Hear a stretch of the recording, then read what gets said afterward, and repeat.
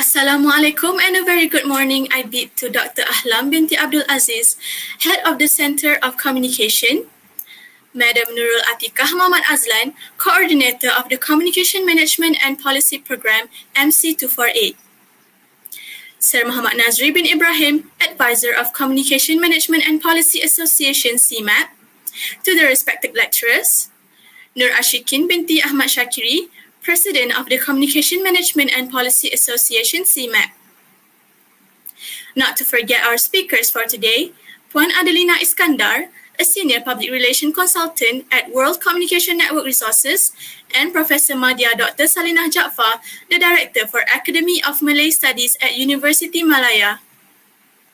To all committee members, and last but not least, to all the participants who are present today. I hope everyone is in the pink of health. Welcome to the Corporate Writing Enhancement session. I am Sarah Irdina and I will be your MC for today. To start our event on this glorious day, we would like to call upon Muhammad Anik Shamim bin Hasbullah for the recitation of dua.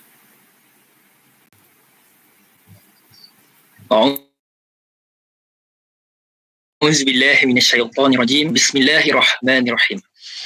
Alhamdulillahi rabbil alamin. Wassalatu wassalam ala ashrafil anbiya'i wal mursalin wa ala alihi wa sahbihi ajma'in.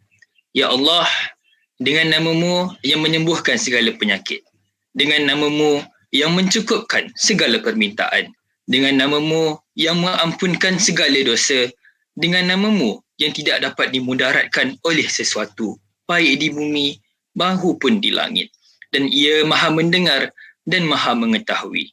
Ya Ghaffar, maka ampunilah dosa-dosa kedua ibu bapa, para guru, saudara kami, serta sekian makhluk di sarwa alam ini. Ya Rabbana, sesungguhnya hanya kepadamu kami merafakkan rasa kesyukuran. Hanya kepada sembah dan hanya kepadamu kami mohon pertolongan. Maka engkau berkatilah dan lancarkanlah majlis kami ini. Tiadalah sesuatu urusan itu mudah, melainkan engkau jadikannya mudah, dan engkaulah yang menjadikan kesukaran itu mudah apabila engkau kehendaki. Terangilah hati kami dengan cahaya petunjuk-Mu, sebagaimana engkau terangi bumi ini dengan matahari-Mu. Rabbana atina fid dunya hasanah wa fil akhirati hasanah wa qina azaban nar. Alihi wa sahbihi wa sallim tasliman katsira walhamdulillahi rabbil alamin. Amin amin ya rabbal alamin. Amin amin ya rabbal alamin. Thank you, Anik. A friendly reminder to everyone to please fill in the registration form pinned at the comment section below. The ceremony will now continue with the singing of Negaraku and Wawasan Setia Warga UiTM songs.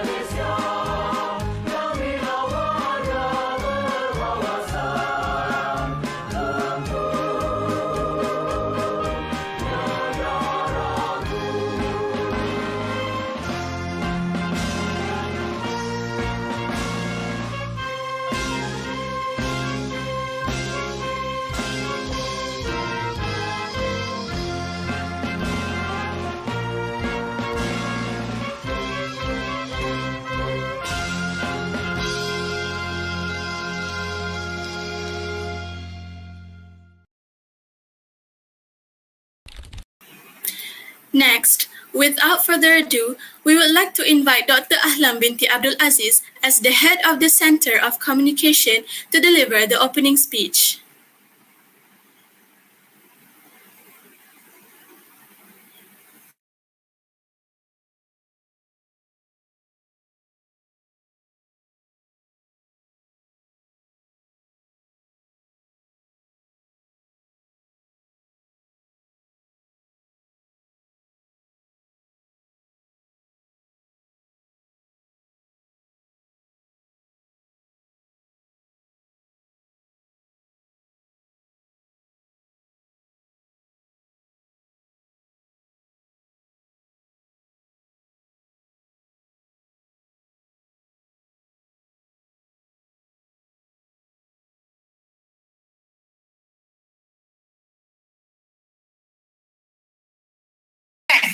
Saya lift sini ya.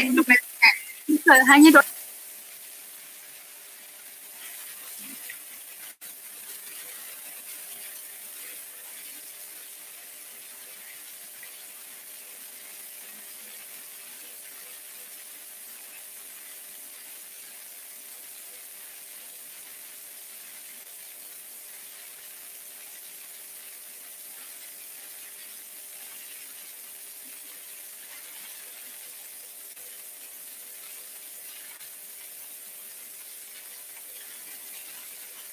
Bismillahirrahmanirrahim. Assalamualaikum warahmatullahi wabarakatuh.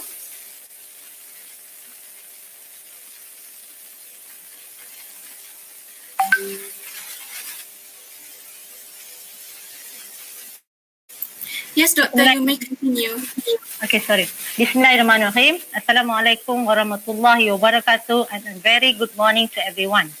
To begin with, I would like to welcome all students who are joining us today for our webinar series that we name as CORES. Thank you for taking your time off your busy schedule to join us today, especially on this wonderful Saturday morning. I hope everyone is doing well and feeling excited for our today's event that organized by CMAP Association. I would like to welcome our respected guests of our faculty members, lecturers, our alumni of mass communication, and the public too. Your support is highly appreciated. So, ladies and gentlemen, we are honored here today to have our esteemed speakers here who will be sharing their knowledge with all of us today. Our speakers today are Prof. Madya Dr. Salina Jaafar from University Malaya and Puan Adelina Iskandar. Thank you for making your time to be here with us this morning. And I also like to take this opportunity to express my admiration and express my gratitude to the committee members of Communication Management and Policy Association, or fondly known as CMAP, for their successfully conducted this webinar after a few weeks of preparation. Despite being packed with their assignments and classes, I really appreciate their hard work and their dedication. Okay, so corporate writing enhancement session, are known as CORES, is a sharing session by CMAC Association that aims to expose and create awareness of the student on the importance of professional use of language in the field of strategic communication. So we hope this program will enhance this marketability and employability value of our students from this Faculty of Communication and Media Studies. Therefore, today, our speakers will enlighten us by sharing their knowledge and expertise in Bahasa, as well as English, and the significance of strategic corporate writing. Sharing us the tips and insights us in addition to the application of the language itself. All will be shared in the sharing session today. I hope those who are present with us today will fully benefit and live with heart and mind, besides full of newly acquisited knowledge. So please take advantage of this webinar to improve and strengthen your skills and knowledge. So today, please enjoy our webinar. Thank you so much. Thank you, Dr. Ahlam. Language exerts hidden power like the moon on the tides, Rita Mae Brown.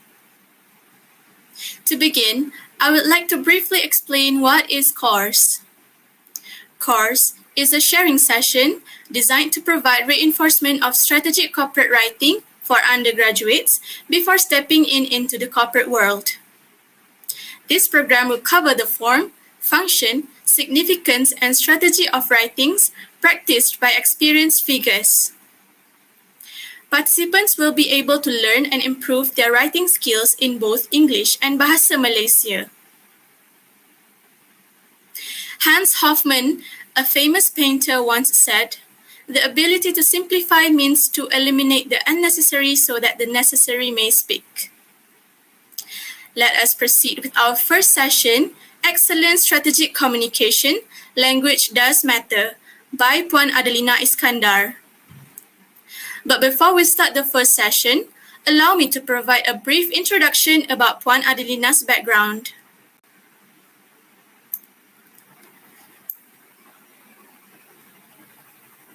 Puan Adelina was a Vice President for the Corporate Affairs and Communications at Tenaga Nasional Berhad back in 2010 until 2013. She has served as the Director, Corporate Communications at the Malaysian Communications and Multimedia Commission, MCMC. She was also a Manager, Corporate Communications at the Association of Chartered Certified Accountants, ACCA. Currently a Senior PR Consultant at the World Communications Network Resources, Sdn Berhad. She has a MA in Interlingual Studies from University Malaya and a BA in English Literature and Linguistics from the University of Central Lancashire. Her area of expertise is in English Literature and Linguistics, also in the corporate communications. In addition, she is also a member of the Institute Public Relations Malaysia and Women in Nuclear. We are honored to have her as one of our speakers for today. Now, without further ado, we would like to invite Puan Adelina Iskandar to share with us about the topic of excellent strategic communication, language does matter. Thank you so much. Okay, I'm going to start with a screen share so that we don't waste time. Okay. Oh, hang on. Okay. Are you able to see my screen share now? Because now I can't see you. Okay. Can you see my screen share? Yes. Okay, fine. Is it clear now? Not yet. Okay, now can. Now can see. Nampak Yes. Bismillah kan? Okay, I'll go into the slide share. Now clear? Are you clear? Yes. Dengar ke? Yes, we can hear you. Okay. If I do, hang on, I'm just lost. Okay, can you hear me now? Yes, can. Okay, fine. Okay, so I'll start. Nampak semua Bismillahirrahmanirrahim. Nampak tu kan? Okay, just let me know if you can. Otherwise, I'll be talking to myself. Just please cue me that I'm still on air. Okay, now let's start. Okay, we're going to talk about this is basic lah. Okay, we only have 30 minutes. I'm going to speak so quickly. I have so much to share. What I'm going to do is to show you a set of slides, which basically I have broken all the rules to prepare. Okay, now usually I would not put in too many things per slide, but what I'm doing here is I'm cramming everything because we have just 30 minutes to talk about everything. All this, the who, the what, the where, the why, and the how. So, inshallah, at the end of 30 minutes, we're going to answer all these questions. Okay, let's go. Now, this is the big picture of strategic comms. Okay, this is your target audience. This is the people you're talking to. These are the reasons why you're talking to them. This is what you need to tell them. Why you need to update them. This is what you want out of your communications with them. Okay, to come up with strategic communications, you really need to tailor make, customize every single communication with your various target audience. There is no such thing as one size fits all. All this require a lot of planning on the part of the strategic communicator, right? From planning to doing to checking to acting, and the cycle just continues. Okay, it just continues. Now, developing SOPs, developing communication plans, establishing a council if need be, establishing new and more creative channels of communication, leveraging and using the latest social media platforms, that is crucial, because the way people receive communication these days is via their handphones, okay, or their laptops. Everything has to fit the palm. So your strategic communication needs to reach out to people on palm-sized devices. So whether it's engaging with informal leaders, whether it's developing SOPs, whether you are planning, okay, to speak to different audiences at the same time, whatever the case may be, okay, everything needs to be top notch and prepared for the palm top, for the handphone. It comes with challenges, of course. There is, number one, public scrutiny. Everybody knows better. Everybody is an expert. Everybody has a point of view. Everybody has an opinion. You are always going to be facing challenges. That is part of your communication strategy as well.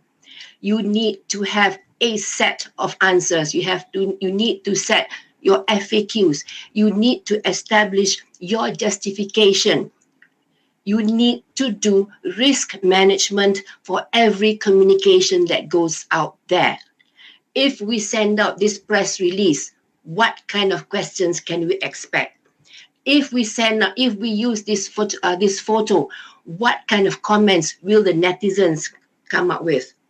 You need to prepare holding statements to address all those challenges, and hope and pray that you don't need to use them. Okay, but it is foolish. It is absolutely foolish to plan anything these days with regards to communication without having backups, holding statements. Anything can go viral and will go viral when people disagree with you. And you represent your organization, you need to voice your support of whatever decisions the management has. Now, doing that is not easy. You will have challenges, as I mentioned, not just internally, but also externally. You need to improve stakeholder satisfaction. You need to comply with the regulatory requirements. Okay. Most of all, handling the PR, handling the communications, you are the custodian of the company brand. Whatever, anything that goes out to members of the public, anyone that is public facing needs to be vetted by corporate communications first. There is a monetary value to branding. Okay, there is a calculation for branding. Positive perception increases stakeholder value. You need to understand what you say matters. If you are listed with the stock market, okay, whatever you say can impact the stock market. The timing for releases, whether it's 5 o'clock, after 5, before the stock market closes, after the stock market closes, you need to factor that in as well. So there are many aspects of communications that you need to factor in before anything goes out. And this is just external communications. There is also internal communications that you need to handle strategically. Communications within the organization, within the staff, so that everybody sings the same song. Everybody has the same lyric sheet for the song. Okay, there must is the job of the strategic communications department, the corporate communications, to ensure that the quality that you talk about in public is found within the internal staff as well. So there's no two ways about it. There is no way that you can come up with all this without a proper communication plan. Now, a communication plan involves not just what to put in the media tomorrow, what to put in the media next week. No. Okay, that's the big picture. You need to understand global trends. Okay, what kind of green initiative reporting is acceptable now? Are we still talking about the GRI? Okay, what is the GRI? What goes into the GRI? What about annual reports? Okay, what kind of communication goes into annual reports? So all this, okay, is part of strategic communication as well. And like I said, anything that goes out in public needs to go through your eyes first. Okay, whether it's issues about competency or about skills, whether it's about green initiatives, the end game, the end product that you are looking for is good public perception. Okay, reputation management is key. Okay, corporate communications is a risk management issue. Okay, don't doubt that. You need to increase stakeholder confidence through your communication. Okay, this will impact the market if your company is listed. This will impact investor relations, investor perception of your company if it's not listed. There must be accountability in all that you do so that you influence opinions about your organization. Opinions must be positive at all times. You cannot afford a slip. It's a lot of work. Okay, these days we're talking about integrity and ethics guidelines as well. Why does this go to you? Okay, it goes to you because you would need to monitor what happens in the news. You need to be answerable to the public if there's a backlash in any kind of ethical or any problems related with integrity and ethics in the company. Okay, you are the ones, as I mentioned earlier, you are the custodian of the brand. The brand involves the CEO. The brand involves you. So communication strategies, basically, if I were to sum it up, it's basically about reputation management. You do what needs to be done, okay, to ensure that all forms of communication are covered and covered positively and efficiently for maximum effectivity. No point coming up with lovely brochures, no point coming up with good photographies if it's not effective. Okay, it's not effective to come up with a 3-page press release when just one photo with a caption will do, because you're hitting people who don't read. Okay, the social media is full of people who don't read. They will ask basic questions about things that you've already spoken about. Now, all this comes at a price. Okay, this is where this is the painful part. This is the part where it hurts. Okay, I spent about 15 minutes covering the various aspects of communication. Okay, but here I'm going into the super painful point, which is grammar. This is non-negotiable. Non-negotiable. Okay, we cannot compromise on bad grammar. We cannot compromise on poor language if you were to do everything that I mentioned earlier on. Everything that I mentioned earlier on, all the various types of communication, it involves verbal and non-verbal communication. It involves visuals. It involves writing captions. It involves copywriting. It involves a lot of written communication. Okay, grammar is serious. You need to pay attention to it. Okay, you need to know what goes on in class. You need to know the various parts of speech. This is absolutely crucial. Okay, you need to understand tenses. You cannot write reports. You cannot do annual reports. You cannot do any reports of any audit findings without proper tenses. Because reporting is always about reporting something that happened in the past. You need to understand consequences of actions in the past. When you use perfect, when you use past perfect, there's a reason to this madness. It allows people to understand what you are writing with clarity. Now, this is key. This is the backbone of everything that you do. Besides tenses, subject-verb agreement is absolutely crucial. We cannot have silly mistakes. What happens when we have silly mistakes? Okay, why is it so serious? Why so important? What happens when we have silly mistakes? You get this. You get this. Okay?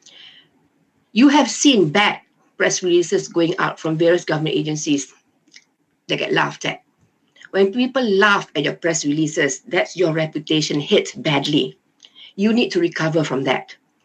This is the kind of rubbish we do not tolerate. Okay, I'm going to be super nasty here. Okay, you do not tolerate this. Now, I spoke about the various communication strategies. I talked about grammar. Let's marry these two. Puan Adelina, Yeah? I'm sorry. I don't think the slide is working because we can't see your. Can you see now? Now Okay, can see. Now, yes, now can. Now can see tak? Boleh sekarang boleh Okay, nampak. fine. Okay, now. So we don't want this. We don't want this. Okay, we don't want your work to be returned back like this. Now, I'm just going to backtrack. I talked about the various communication strategies. I talked about grammar. Let's marry these two. Why is grammar important?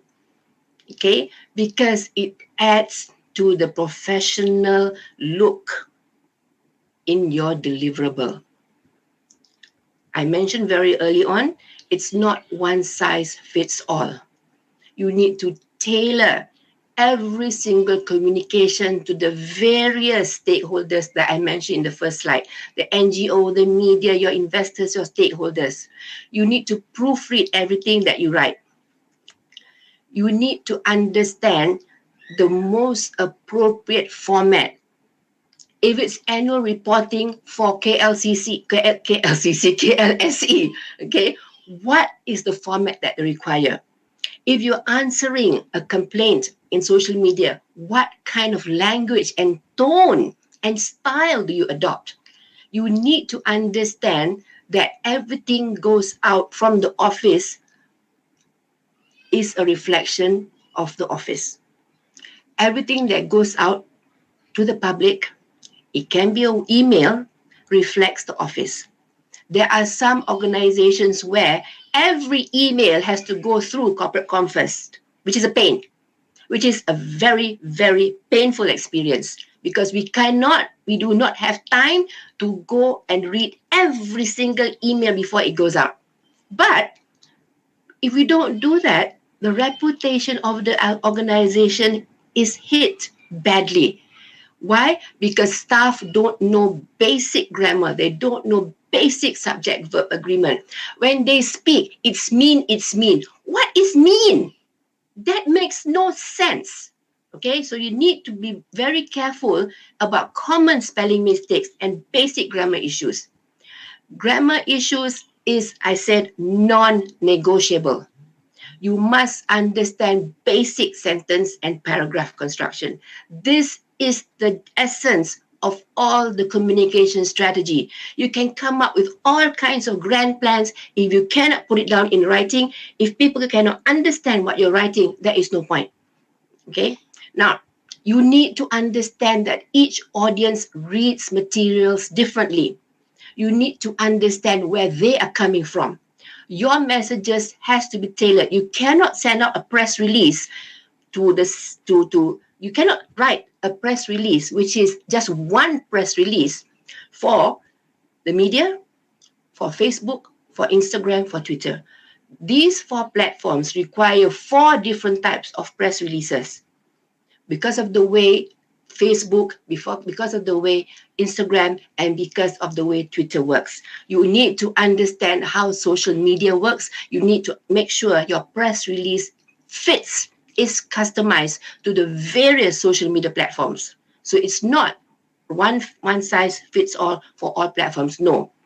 You need to understand global concepts. It's whether you're writing in Malay or whether you're writing in English, okay, you need to ensure that there is clarity in whatever language you use. Okay, your communication in BM might go to Malay-speaking audiences in other countries. It needs to reflect the integrity. It needs to reflect the professionalism of your organization, right? So when it comes to professional standards, it's regardless of what language you use, basic spelling, basic nahu, basic grammar is key. It reflects your quality. Now, don't worry. I don't mean to hurt, to give you nightmares. Okay, you are at university now. This is the time for you to pick up the pace and learn. We have had to deal with interns yang cantik, pakai kasut tinggi, beg lawa, but, okay, who cannot write a decent sentence. You are of no use to anyone if you cannot speak, nor present, nor write properly in any language. If you can speak well in BM, it speaks highly of the quality of person that you are. It means that you are proud of your language. If you choose to embark in a business that corresponds, that meets, that presents, that negotiates in English, you are now in a better position to understand why grammar is important. Because that's the basic. Macam tajwid. Tak faham tajwid, you cannot move. Okay, now, anytime that you have any issues with grammar, jangan lepaskan. Okay, you need to go back and find out how to correct it. Now, before we leave, I'm going to give you one tip. If you can, download Microsoft SwiftKey, SWIFTKEY, Microsoft SwiftKey. Microsoft SwiftKey is a keyboard for your Android and for Apple, for iOS. It replaces your default keyboard in your handphone. What is so special about Microsoft SwiftKey? It carries 2 dictionaries. That means it carries English and BM, or BM and English, or English and French, French or Hindi, whatever 2 languages. This will ensure that your Malay spelling is correct, your English spelling is correct. More than that, it is not just an app that predicts words, it predicts sentences. So if your grammar is bad, I would strongly suggest you download Microsoft SwiftKey, because it predicts sentences. And when it predicts sentences in the correct grammar. It will predict sentences in the correct tense. They would not suggest anything in bad grammar. So that's a tool that you can use to help you polish up any kind of writing. Okay, so I'm going to leave you here. Okay, thank you very much for your attention. Any questions you can ask at the end of Professor Salina's presentation later on. Okay, back to you girls.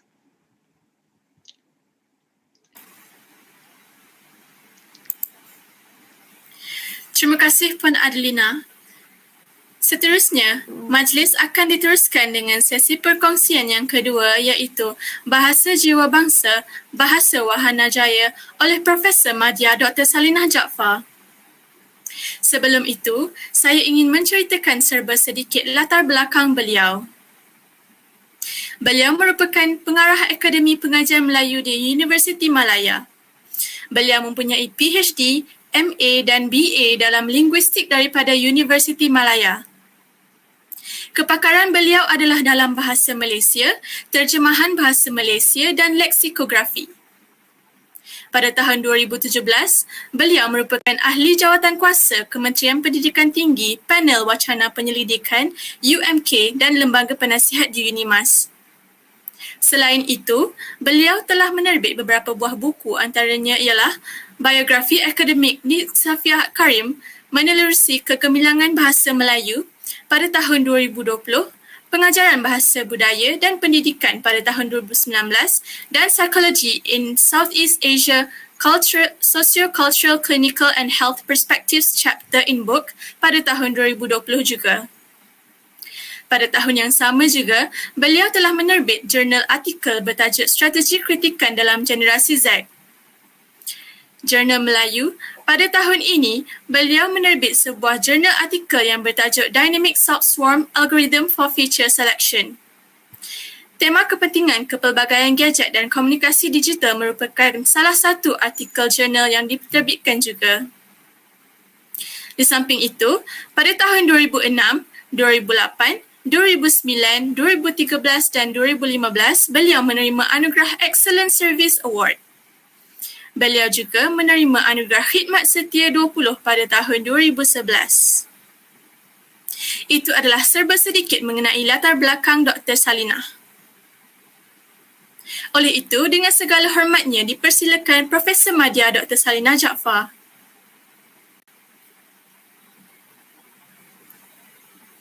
Terima kasih saya ucapkan kepada Cik Sarah Dina dengan kenalan yang saya rasa terlalu tinggi sebenarnya untuk saya tu. Penerbitan yang saya hasilkan itu adalah kerjasama bersama-sama dengan pelajar dan juga bersama dengan fix. Okey, saya rasa saya mulakan dengan paparkan slide saya dulu, boleh? Betul, boleh.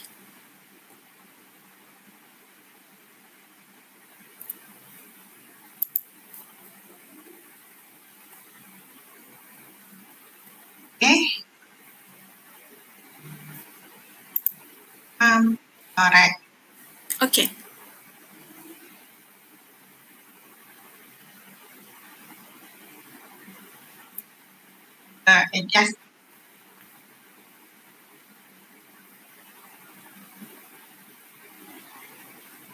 Baiklah. Bismillahirrahmanirrahim. Assalamualaikum warahmatullahi taala wabarakatuh. Dan salam sejahtera saya ucapkan kepada semua yang hadir dalam majlis ilmu kita secara dalam talian pada pagi ini.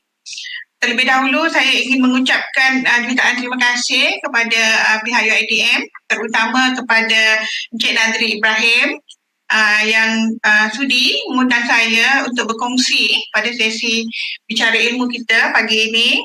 Pada Cik Diana Jasmine yang juga tidak putus-putus menghubungi saya untuk mengemaskini berkenaan dengan program kita pada pagi ini. Kepada semua ahli jawatankuasa, sesi pengukuhan penulisan korporat di UiTM yang juga turut bekerjasama dalam menganjurkan sesi bicara ilmu kita pada pagi ini.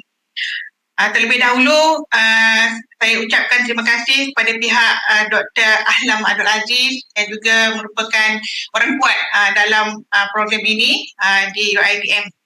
Baiklah, tajuk yang diberikan kepada saya ialah bahasa jiwa bangsa, bahasa wahana jaya. Biasanya apabila saya memberikan ceramah berkenaan dengan penulisan korporat, komunikasi korporat, masa yang diberikan kepada saya antara 3 hingga 5 hari oleh syarikat-syarikat yang mengundang saya untuk memberikan ceramah. Tetapi untuk sesi pagi ini saya diminta untuk berkongsi selama 30 minit berkenaan dengan pengukuhan penulisan korporat ini. Saya cubalah untuk orang kata memasukkan ke semua elemen penting yang ada dalam penulisan korporat untuk perhatian kita pada pagi ini dengan masa yang dihadkan kepada kita. Okay, kalau kita tengok tajuk yang dia diberikan itu bahasa jiwa bangsa, so bahasa wahana jaya.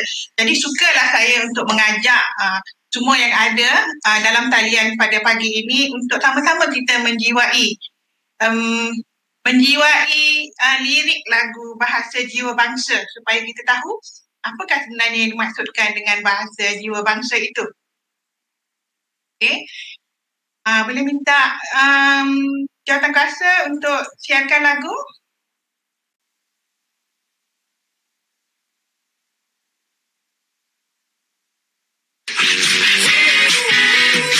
Alright.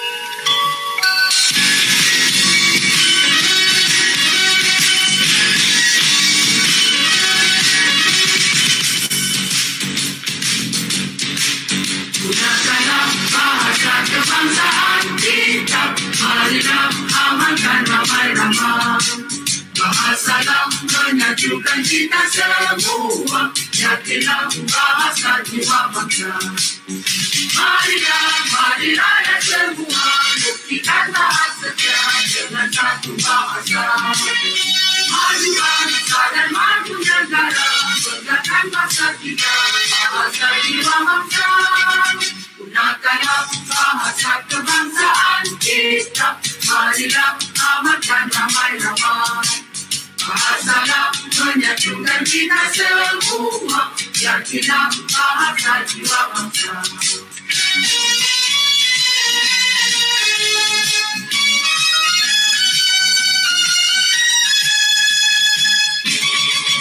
Gunakanlah bahasa kebangsaan kita, marilah amankan ramai-ramai. Bahasalah menyatukan kita semua, yakinlah bahasa jiwa bangsa. Marilah ya semua, buktikan taat setia dengan satu bahasa. Maju bangsa dan maju negara, banggakan bahasa kita, bahasa jiwa bangsa.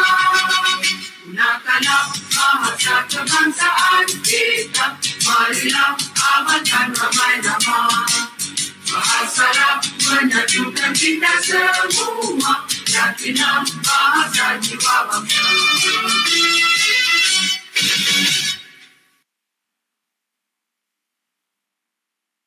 Baiklah, terima kasih saya ucapkan kepada bersedia.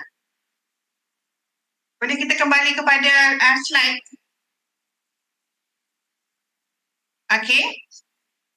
Kalau kita lihat ya, tuan-tuan, lirik lagu Bahasa Jiwa Bangsa ini begitu mendalam sekali apa yang tertera dalam lirik lagu ini supaya kita orang kata sentiasa menggunakan bahasa kebangsaan kita. Sebab bahasa kebangsaan itulah yang menyatukan kita semua dan di situlah wujudnya orang kata perasaan bahasa jiwa bangsa tadi. Apabila kita dapat memahami dan menghayati lirik lagu ini, maka secara tidak langsung saya rasa sedikit demi sedikit kita mampu untuk orang kata jatuh cinta kepada bahasa kita sendiri, bahasa kebangsaan kita, iaitu bahasa Melayu. Okay, kalau kita tengok sendiri, apakah yang dimaksudkan bahasa jiwa bangsa tadi? Bahasa jiwa bangsa ini merujuk kepada bahasa yang digunakan oleh sesuatu komuniti ataupun masyarakat yang menjadi kebanggaan. Maksudnya yang menjadi identiti, yang menjadi kebanggaan yang digunakan oleh semua orang. Dan di sini kita merujuk kepada bahasa Melayu. Jadi kalau kita tengok bahasa Melayu itu sendiri di Malaysia, di negara kita, merupakan bahasa rasmi. Bila bercakap tentang bahasa rasmi, pastilah penggunaannya adalah untuk urusan rasmi. Di Malaysia kalau kita tengok pada hari ini, bahasa rasmi kita seolah-olah semakin lama semakin berubah daripada bahasa Melayu dan diambil alih oleh bahasa Inggeris sedikit demi sedikit.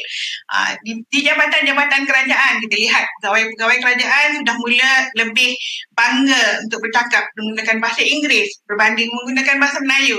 Mungkin keadaan perubahan zaman di mana kita sekarang menuju ke peringkat global, peringkat antarabangsa, penggunaan bahasa Inggeris itu saya rasa bukanlah satu kesalahan, tetapi untuk urusan rasmi, jika semua masyarakat faham urusan rasmi, maka seharusnya kita mengutamakan bahasa kita, bahasa kebangsaan kita iaitu bahasa Melayu.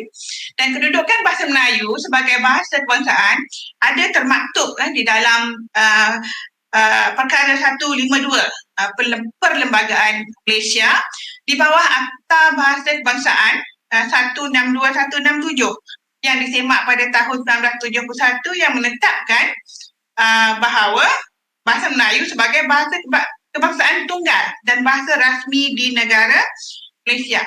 Pihak urus dia, saya tak faham kenapa saya punya slide tak bergerak ya.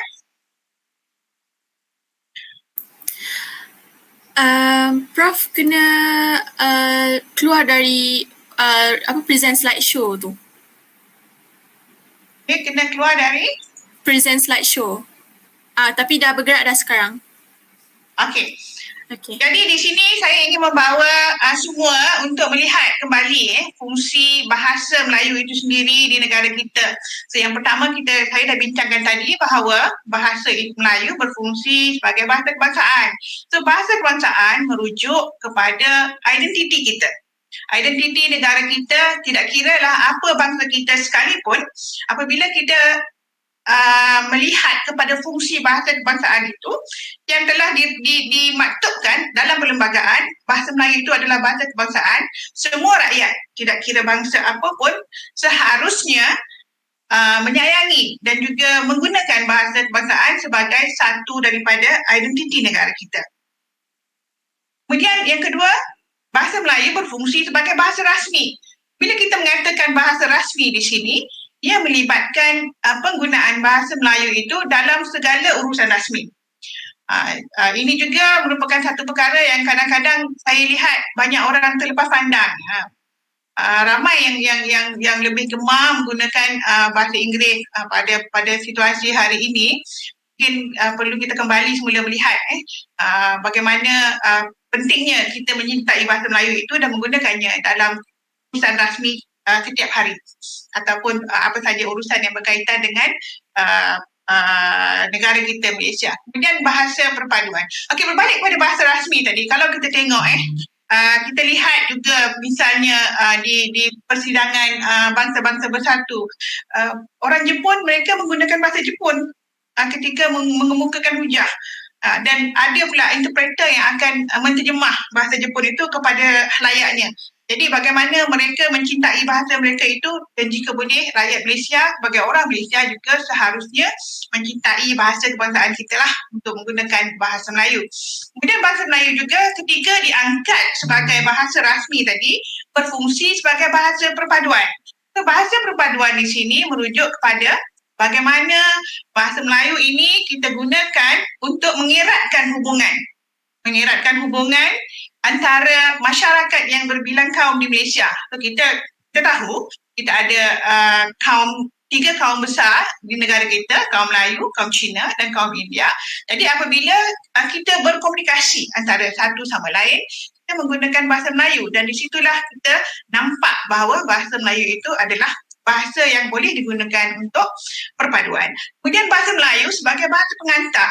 Jadi pengantar bermaksud apabila kita orang kata dalam sistem pendidikan, so bahasa yang digunakan untuk menyampaikan segala perkara yang berkaitan dengan pendidikan, segala perkara yang berkaitan dengan ekonomi, segala perkara yang berkaitan dengan sosial, semuanya haruslah menggunakan bahasa Melayu. Kerana bahasa Melayu ini merupakan bahasa pengantar pada setiap aspek. Kemudian bahasa Melayu juga berfungsi sebagai bahasa ilmu.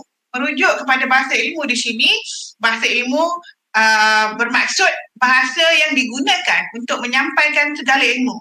Dan kalau kita lihat sekarang pada zaman ini, pada hari ini, setiap bidang sama ada bidang itu bidang perubatan, bidang kejuruteraan, bidang undang-undang, so, ada banyak buku-buku yang dihasilkan yang menggunakan bahasa Melayu. Bahkan di Nusi Melaya juga, kami, pihak Akademi Media Melayu dan Fakulti Undang-Undang telah berbincang untuk menghasilkan satu bentuk buku ataupun satu bentuk rujukan ataupun garis panduan bahasa Melayu undang-undang yang akan digunakan oleh pelajar-pelajar di Fakulti Undang-Undang.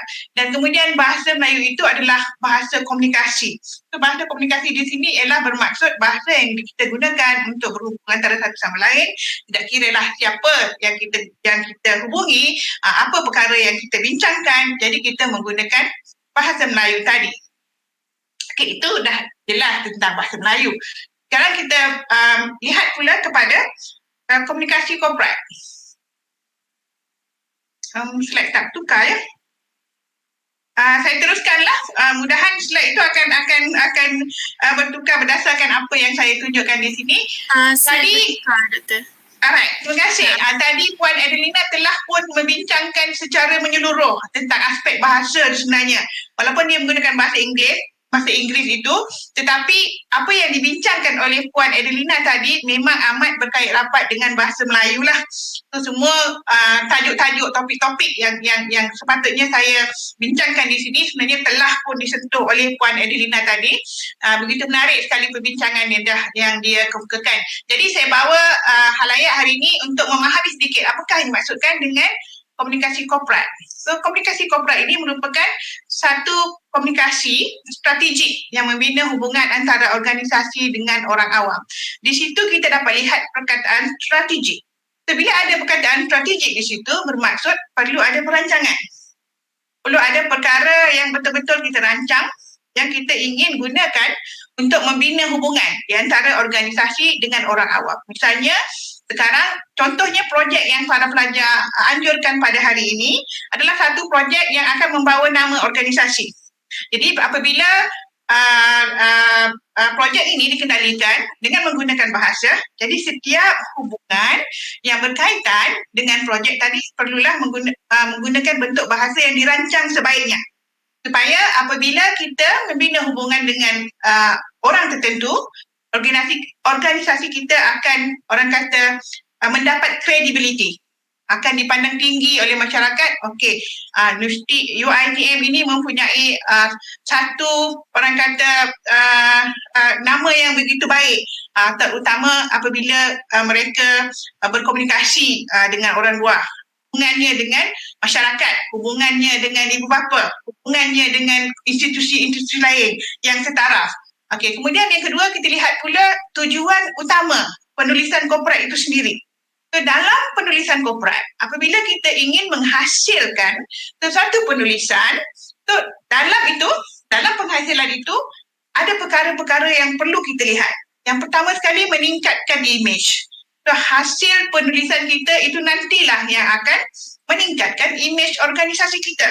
Jadi kita perlu rancang dengan baik supaya apabila kita hasilkan penulisan tersebut, orang akan lihat institusi kita, organisasi kita sebagai satu organisasi yang dipandang tinggi, yang boleh dipercayai. Kemudian yang kedua, menjaga reputasi. Saya pasti kalau kita dapat surat yang bahasanya teruk ataupun formatnya tidak betul, maka akan terhasillah satu bentuk reputasi negatif, pandangan negatif masyarakat kepada institusi tersebut. Mereka akan berkata, oh inilah taraf pelajar UM misalnya. Bahasanya lintang pukang, formatnya tidak betul, jadi dia menjatuhkan reputasi organisasi kita.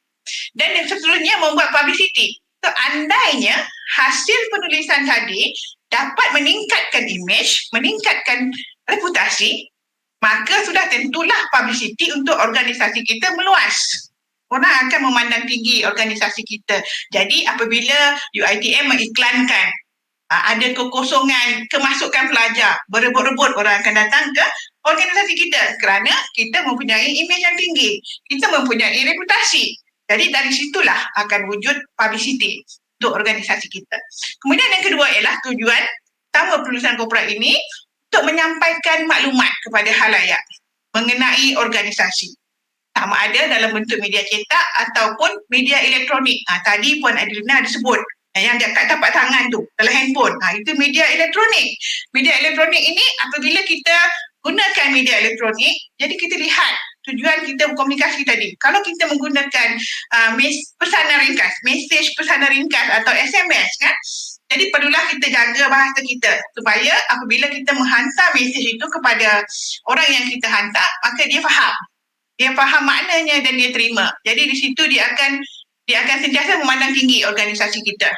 Dan juga maklumat yang ingin kita sampaikan itu akan dapat diterima dan digunakan oleh halayak. Jadi satu lagi tujuan kita menghasilkan komunikasi korporat ini sebagai usaha untuk menjalinkan hubungan baik dengan pelanggan. Ini pun kalau kita lihat bukan saja di institusi tetapi juga di jabatan-jabatan. Kalau kita tengok orang yang menggunakan bahasa yang tidak baik di kaunter perkhidmatan misalnya, jadi mereka akan menyebabkan pelanggan takut nak datang. Sebab aspek penggunaan bahasa tadi tidak dijaga dengan baik ataupun sistemnya tidak baik ataupun orang yang menulis andainya kita ingin memohon orang kata peruntukan untuk sesuatu projek. Jadi bila kita gunakan bahasa yang baik, mesej kita sampai, kemungkinan untuk kita dapat kelulusan itu lebih tinggi berbanding dengan menghasilkan satu penulisan yang orang kata terlalu berbelit-belit sehingga orang yang membaca ataupun orang yang nak meluluskan peruntukan atau projek tersebut tidak faham. Maka sudah pastilah akan menyebabkan permohonan kita itu kemungkinan besar akan ditolak ataupun tidak akan dipertimbangkan kelulusan. Saya rasa bukan itu saja dalam usaha kita ingin memohon pekerjaan juga seperti yang dijemput seperti yang disebut oleh Puan Adelina tadi berkenaan dengan bahasa ini, perlulah menggunakan bahasa yang betul, format yang betul, persembahan yang cantik. So, dalam segala aspek perkara-perkara itu sangat penting supaya apa yang ingin kita sampaikan dapat diterima, difahami dan secara tidak langsung menarik perhatian halayak ataupun orang yang kita hubungi. Dari situ akan wujudlah orang kata hubungan baik antara pelanggan, orang awam dan juga pekerja melalui medium penulisan. Itu sedikit tentang aspek komunikasi korporat. Dalam penulisan komunikasi korporat ini sebenarnya ada banyak perkara yang perlu kita fahami. Sebenarnya banyak yang telah disentuh oleh Puan Adelina tadi. So aspek-aspek penting yang perlu kita lihat. Yang pertama sekali, yang penting sekali ialah kemahiran berbahasa ataupun kemahiran bahasa. Jadi aspek kemahiran bahasa ini dalam bahasa Melayu samalah seperti dalam bahasa Inggeris juga, tata bahasa itu penting. So kena faham aspek tata bahasa. So, sebenarnya saya rasa aspek tata bahasa ni daripada kita darjah 1, kita dah belajar aspek tata bahasa sehinggalah kita tamat sekolah. Kalau yang tingkatan 5 tu 11 tahun belajar aspek tata bahasa. Mungkin mereka tidak minat. Setengah orang dia tak minat dengan bahasa Melayu. Jadi mereka tidak menguasai kemahiran berbahasa itu sepenuhnya.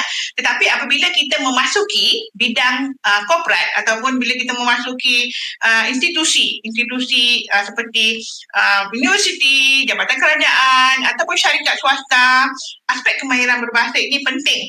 Lebih-lebih lagi kalau kita bertugas sebagai orang kata pegawai perhubungan awam ataupun bertugas sebagai orang yang perlu menghubungi pelanggan, maka kemahiran bahasa ini memainkan peranan yang sangat penting.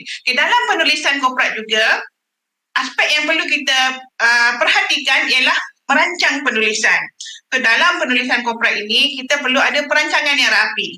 Maksud perancangan yang rapi di sini ialah kita perlu tahu apa perkara yang ingin kita tulis. Kita perlu tahu formatnya. Kalau kita menulis surat kiriman rasmi, itu perlu ikut format surat kiriman rasmi. Perlu ikut bahasa yang boleh digunakan dalam surat kiriman rasmi. Ataupun kita nak menulis minit mesyuarat. Jadi kita perlu tahu format menulis minit mesyuarat, format menulis agenda mesyuarat, supaya segala perkara yang kita nak masukkan itu jelas dan orang yang membacanya, kiranya kita dalam sesuatu institusi atau sesuatu organisasi, kalau pegawai menyampaikan maksud kepada orang bawahan, jadi orang bawahan itu boleh faham perkara yang nak disampaikan. Yang kedua ialah mengkoordinasikan. Setiap penulisan kita itu perlu ada koordinasinya supaya terancang dengan baik. Dan yang seterusnya ialah membuat keputusan. Dalam penulisan korporat, biasanya kita perlu membuat satu keputusan. Dalam membuat keputusan tadi, perlulah menggunakan bahasa yang betul dan juga perlu dapat menyampaikan keputusan tersebut dengan jelas. Contohnya, kita buat minit mesyuarat. Dalam minit mesyuarat, kita membincangkan tentang sesuatu usul atau cadangan. Tetapi setelah habis mesyuarat, keputusannya tidak ada. Kita tidak dapat memasukkan keputusan tersebut dalam minit mesyuarat. Apabila tindakan tidak diambil, sekiranya keputusan itu tidak dicatatkan, tidak diputuskan dengan jelas, pastilah perkara yang kita dah bincangkan dalam mesyuarat tadi tidak akan dapat diteruskan pelaksanaannya kerana tidak ada keputusan yang jelas yang dimasukkan. Kemudian yang seterusnya, misalnya kita nak menghasilkan satu kertas cadangan ataupun kita nak menghasilkan satu langkah-langkah mengatasi masalah yang terdapat di organisasi. Jadi kita akan menulis kertas cadangan untuk menyelesaikan masalah. Jadi di situ aspek penting yang perlu dikenal pasti dalam penulisan korporat ini ialah pertama sekali mengenal pasti masalahnya. Apakah masalah yang kita nak selesaikan? Jadi apakah punca masalah? Kemudian apakah cara-cara yang boleh kita gunakan untuk menyelesaikan masalah tersebut. Jadi itu ialah orang kata ikut format penulisan tadi. Jadi dalam penulisan korporat ini ada banyak jenis. So kita kena tahu jenis-jenis penulisan yang kita hasilkan. Sama ada kita nak menghasilkan surat kiriman, sama ada kita nak menghasilkan email kepada pelanggan, sama ada kita nak menghasilkan minit mesyuarat, menghasilkan undangan, dan sebagainya. Ataupun menghasilkan satu bentuk ucapan rasmi. Jadi kita perlu faham segala perkara-perkara yang ada dalam formatnya, dalam temanya yang ingin kita tulis itu. Kemudian yang akhir sekali, pastilah orang yang bertugas dan bertanggungjawab dalam menghasilkan penulisan korporat ini perlu mempunyai keupayaan menulis yang cukup baik. So bagaimana nak menghasilkan ataupun bagaimana kita boleh memperoleh keupayaan menulis yang cukup baik? So melalui kemahiran berbahasa tadi, perlu banyak membaca, perlu banyak merujuk, perlu mencari bahan-bahan supaya apa yang kita tulis itu dapat kita persembahkan sepenuhnya, lengkap dan sempurna yang boleh digunakan oleh halayak yang bakal menggunakan hasil penulisan tersebut. Okey, saya teruskan kepada prinsip-prinsip dalam penulisan korporat. So yang pertama sekali, kita melihat kepada fungsi penulisan tadi. Apakah fungsi penulisan yang kita hasilkan? Adakah ia merupakan penulisan untuk menyampaikan mesej dan maklumat? Misalnya kita nak menghantar orang kata memo kepada staf, kepada orang tertentu. Ataupun yang kedua, untuk menyampaikan kefahaman tentang objektif dan tujuan penulisan tersebut. Ada objektifnya. Misalnya kita nak memohon sesuatu peruntukan projek. Jadi ada objektif. So, bila kita menghasilkan penulisan tadi, kita beranggapan ataupun kita berharap supaya orang yang menerima hasil penulisan boleh faham dan juga boleh orang kata mempertimbangkan apa yang kita persembahkan. Yang kedua ialah sikap dan pemahaman. Sikap ini sebenarnya memainkan peranan yang sangat penting dalam penghasilan penulisan korporat. Disebabkan sikap kadang-kadang saya rasa kalau kita lihat di mana-mana pun sikap ataupun orang kata tabiat sambil lewa. So, kita tidak boleh mengambil sikap sambil lewa dalam melaksanakan tugas, lebih-lebih lagi apabila kita ingin menghasilkan satu penulisan korporat yang baik yang akan menggambarkan image company kita, menggambarkan image organisasi kita, institusi kita dan pemahaman kita terhadap apa yang kita nak tulis. So, bagaimana kita nak mendapatkan pemahaman itu? Andainya, katalah jika ada pelajar dalam kalangan peserta pagi ini, katalah pensyarah suruh kita buat satu tugasan. Jadi, bila kita mengambil tanggungjawab, menerima tanggungjawab yang diberikan, maka perlulah kita menunjukkan sikap bertanggungjawab. Sikap bertanggungjawab di sini ialah kita mengambil tugasan tadi dan melaksanakannya, dan apabila kita tidak faham topik yang nak diperkatakan, maka perlulah kita bertanya. Bertanya, kalau orang bawahan perlu bertanya kepada orang atasannya. Kalau pelajar perlu bertanya kepada pensyarahnya. Kalau tak faham, tanya. Kalau pelajar tak faham, tanyalah pensyarah. Sebab pensyarah itu tugasnya memang untuk memberi kefahaman kepada pelajar. So, jangan risau. Kalau dia marah sekalipun, dia tetap akan memberi penerangan yang boleh menjelaskan dengan orang kata dengan baik. Saya rasa sekarang susah nak jumpa pensyarah kalau ditanya oleh pelajar, dia tak nak jawab. Sebab nanti pelajar akan nilai dia dalam C-test. Kalau kat UM, kalau pensyarah tu tak layan pelajar, siaplah C-testnya akan jatuh markah. Jadi benda-benda yang begitulah kadang-kadang kita kena orang kata faham. So, bertanya kepada yang tahu, bertanya kepada orang yang memberikan tugasan itu supaya kita faham. Okey, kemudian yang seterusnya, kita perlu menggarap idea untuk penulisan. So, nak menulis, kalau tak ada idea, so kita tidak akan dapat hasilnya. So, perlu ada idea. Jadi, bagaimanakah kita nak mencari idea? Kalau dalam bahasa Melayu, untuk mendapatkan idea tadi, biasanya kalau diberi tugasan, kita akan melihat kepada kata kuncinya. So, apakah perkara pokok yang ada dalam tajuk tugasan itu?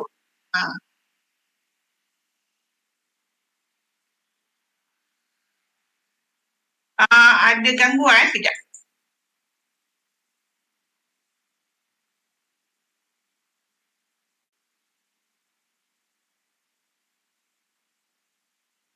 Okey.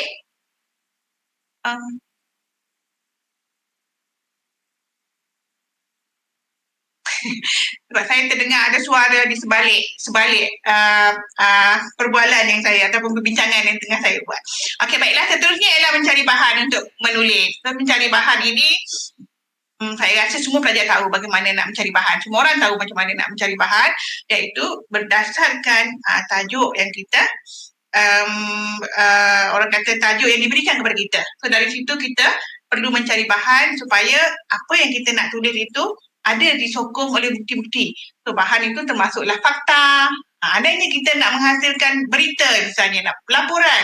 So, laporan tentang berapa ramai pelajar yang terlibat dengan pandemik yang orang kata tersadai di institusi pengajian tinggi. Jadi, kita perlu cari data, mencari bahan untuk kita masukkan dalam laporan. Dan yang akhir sekali, untuk penulisan korporat ini, kita perlu orang kata bertanggungjawab dengan penulisan. Biasanya apabila kita menghasilkan penulisan korporat, kita memang perlu bertanggungjawab dengan penulisan tersebut. Jadi di sinilah peranan kita sebagai orang yang bertanggungjawab tadi supaya berhati-hati. Kerana kadang-kadang disebabkan oleh penulisan kita itu akan menyebabkan kita didakwa. Apabila kita salah menulis, apabila kita salah fakta, kita buat laporan, kita nak laporkan kepada misalnya ada laporan siasatan, kita laporkan. Jadi kita hanya mengambil sikap sambil lewa, memasukkan data-data ataupun perkara-perkara yang berdasarkan kepada andaian kita tanpa dibuktikan dengan data. Maka sekiranya perkara itu berbangkit di kemudian hari, maka kita akan dipersalahkan kerana tidak berhati-hati ataupun tidak bertanggungjawab dengan penulisan yang kita buat. Baiklah, kemudian ciri-ciri tadi, yang itu prinsip-prinsip. Kita pergi kepada ciri-ciri penulisan korporat itu sendiri. Penulis korporat. Ciri-ciri yang perlu ada kepada orang yang menulis. Yang pertama sekali, berpengetahuan.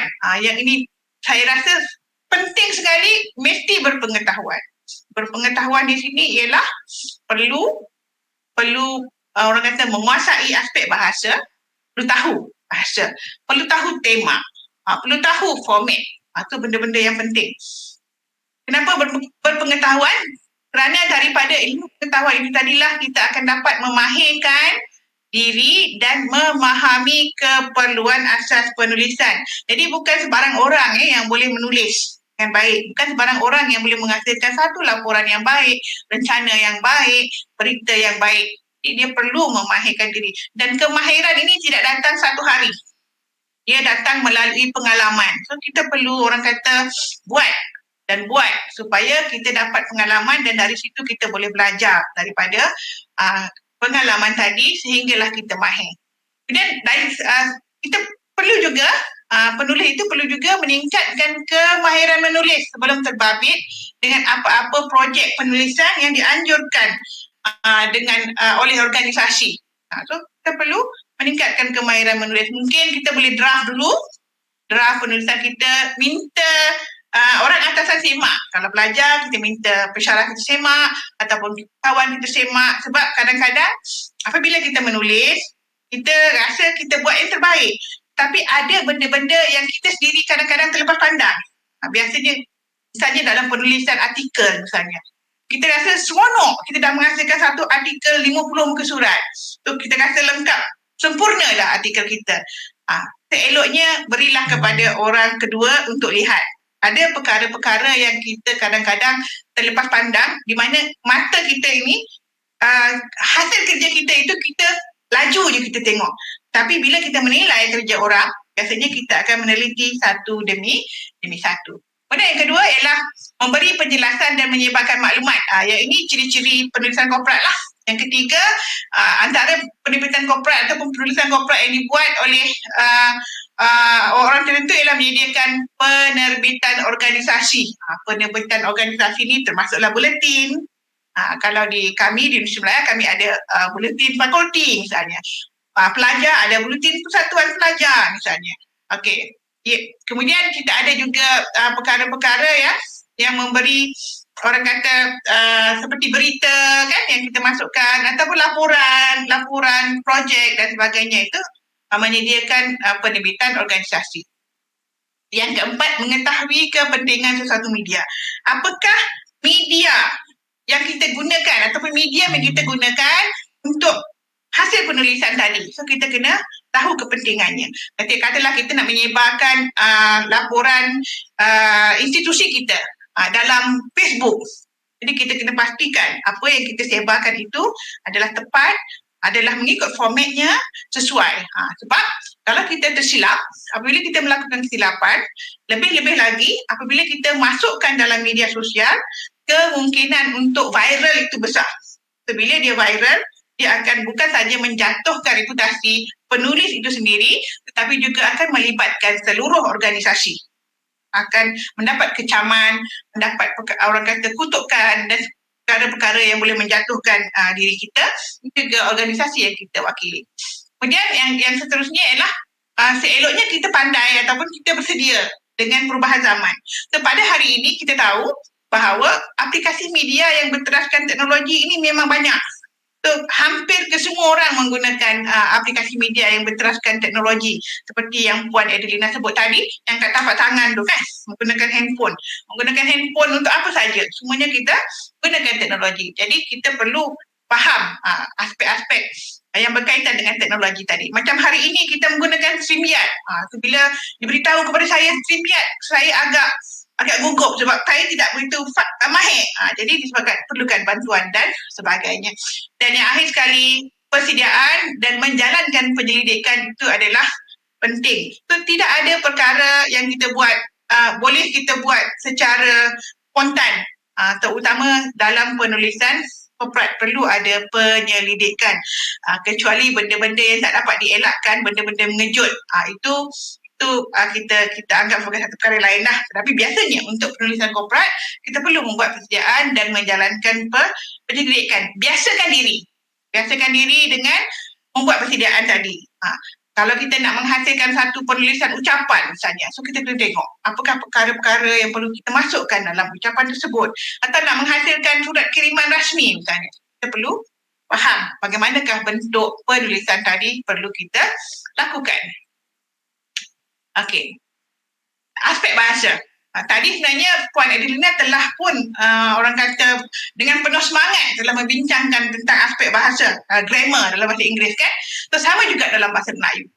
Aspek bahasa yang perlu diambil perhatian, perkara penting yang perlu diambil perhatian dalam menghasilkan penulisan korporat ini, yang pertama sekali ialah tata bahasa. So, tata bahasa ini melibatkan morfologi dan sintaksis. Bila menyebut tentang morfologi, so kita perlulah faham aspek pembentukan kata yang ada dalam bahasa Melayu itu sendiri supaya kita boleh bentuk perkataan yang sesuai. Kalau perkataan memakan misalnya, so kalau kita pasifkan jadi dimakan, kan? Jadi kalau kita tidak tahu bentuk-bentuk morfologi tadi, bila kita nak menggunakannya dalam penulisan akan menimbulkan masalah. Begitu juga dalam aspek sintaksis. Aspek sintaksis perlulah mengikut penggunaan bahasa yang betul. Contoh, kalau perkataan dalam ayat Ali menggali lubang.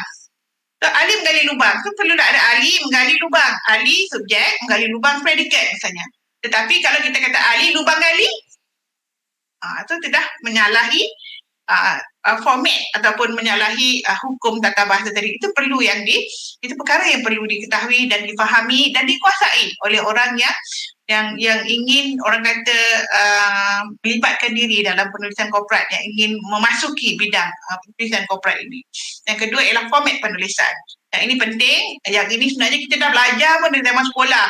Masa saya sekolah dulu saya ingat, cikgu saya ajar nak tulis rencana macam mana, apa bentuk formatnya, nak tulis surat kiriman macam mana. Sebab masa SPM, kita kan jawab soalan penulisan kan.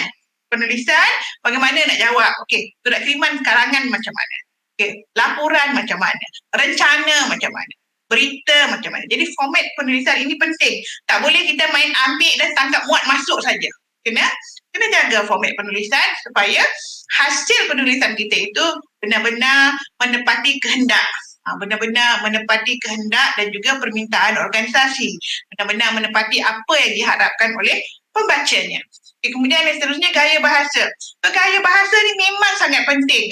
Kalau kita nak menulis surat untuk seorang ustaz, tak bolehlah kita menggunakan gaya bahasa seorang penyanyi rock. Kan? Perlulah menggunakan gaya bahasa yang bersifat agama. Kalau kita nak menulis surat kepada bank, tak bolehlah kita menggunakan gaya bahasa puisi. Kepada tuan orang kata CEO Bank Simpanan Nasional, kita nak buat surat kan, syahadan tuan, maka kita nak buat surat kepada pihak bank. Tak boleh. So kita kena gunakan gaya bahasa yang sesuai dengan perkara yang kita nak bincangkan. Gaya bahasa yang sesuai dengan bidang yang kita nak katakan. Itu penting dalam penulisan. Kena jaga gaya bahasa. Ada gaya bahasa juga melibatkan gaya bahasa yang rasmi dengan gaya bahasa yang tidak rasmi. So kena kenal pasti gaya bahasa yang rasmi bagaimana, yang tidak rasmi bagaimana, yang formal macam mana, yang tak formal macam mana. So itu penting dalam aspek penulisan korporat. Yang akhir sekali ialah fakta. Fakta ni biasanya diperlukan dalam berita, kan? Selalu juga kita tengok berita yang dihasilkan faktanya palsu kan. Orang pula dah ingat, banyak lebih-lebih lagi dalam musim pandemik ni, terdapat berita palsu pula tanpa fakta. So, orang pun panik. Orang panik, orang takut. Jadi benda-benda yang begini perlu kita titik beratkan ataupun perlu kita lihat supaya apa yang kita tulis itu tidak mendatangkan mudarat kepada kita dan juga kepada institusi ataupun kepada organisasi. Okey, itu aspek bahasa. Sekarang gaya bahasa. So, bila saya sebut gaya bahasa di sini, biasanya dalam penulisan korporat kita perlulah menghasilkan satu bentuk penulisan yang menggunakan ayat yang ringkas dan mudah difahami. Janganlah guna ayat yang terlalu berbelit-belit. Menggunakan orang kata bentuk-bentuk perkataan yang bombastik. Bila baca tu bunyinya sedap, tapi orang baca orang tak faham. Kena fikirkan yang itu. Gunakan ayat mudah dan kompleks yang mudah difahami juga. So kalau kita nak hasilkan ayat majmuk, ayat kompleks tadi, so hasilkan bentuk ayat yang mudah difahami. So, pilih perkataan dan ayat yang biasa digunakan. Katalah kita nak tulis surat kepada orang kampung, so carilah ayat ataupun perkataan yang orang kampung biasa guna. Tak bolehlah kita menggunakan bahasa-bahasa yang terlalu tinggi kan. Gunakan nak hantar surat kepada pakcik-pakcik di kampung misalnya. Kita gunakan pula istilah-istilah yang terlalu tinggi. So mereka tak akan faham. So elakkan ayat yang mengelirukan. Ini ayat yang mengelirukan ni sebenarnya berbalik kepada kemahiran berbahasa tadi. Kiranya kita mempunyai kemahiran berbahasa yang tinggi, so kita sendiri boleh mengelakkan bentuk-bentuk ayat yang mengelirukan. Kemudian menggunakan kata kerja aktif dalam ayat. Okey, biasanya apabila kita menulis kata kerja aktif, dia akan menghasilkan satu emosi yang positif. Contohnya kalau kita ambil contoh satu ayat. Ali memakan nasi goreng. Makan nasi goreng pagi tadi. So kalau ayat tu kita tengok, kita nampak macam satu perkara yang positif, memakan nasi goreng. Tapi kalau kita kata ambil yang pasifnya, nasi dimakan oleh Ali. Nasi goreng dimakan oleh Ali pagi tadi. Jadi di situ ada orang kata unsur yang agak negatif dalam ayat tadi. Jadi dalam penulisan, apabila kita nak memohon sesuatu, digalakkan menggunakan kata kerja aktif supaya apabila kita menyampaikan maksud itu akan terlihat sebagai sesuatu yang positif. Kemudian yang seterusnya ialah bahasa yang bersahaja dan tidak terlalu ilmiah. Kalau penulisan itu bukan untuk penulisan ilmiah, elakkan menggunakan bahasa yang terlalu ilmiah. Kecuali bentuk itu artikel ilmiah sifatnya, maka kita boleh gunakan orang kata istilah-istilah yang ilmiah sifatnya. Yang ketujuh, kaitkan penulisan dengan pengalaman pembaca. Nampak perkataan pembaca di situ? Pembaca ialah orang yang kita hubungi.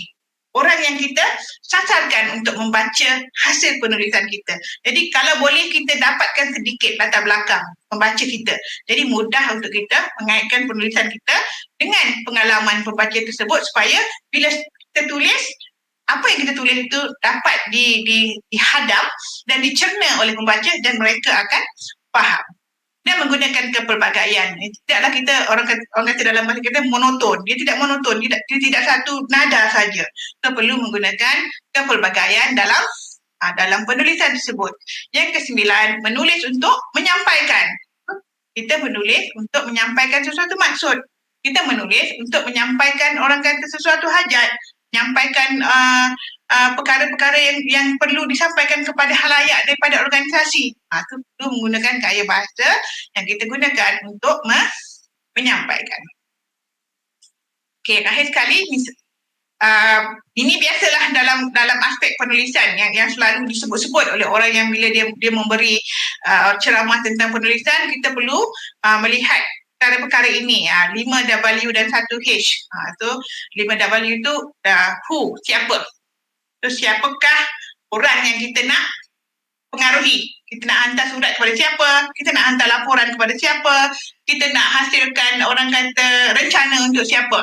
So what, apa yang kita nak sampaikan? Apakah fokusnya penulisan itu?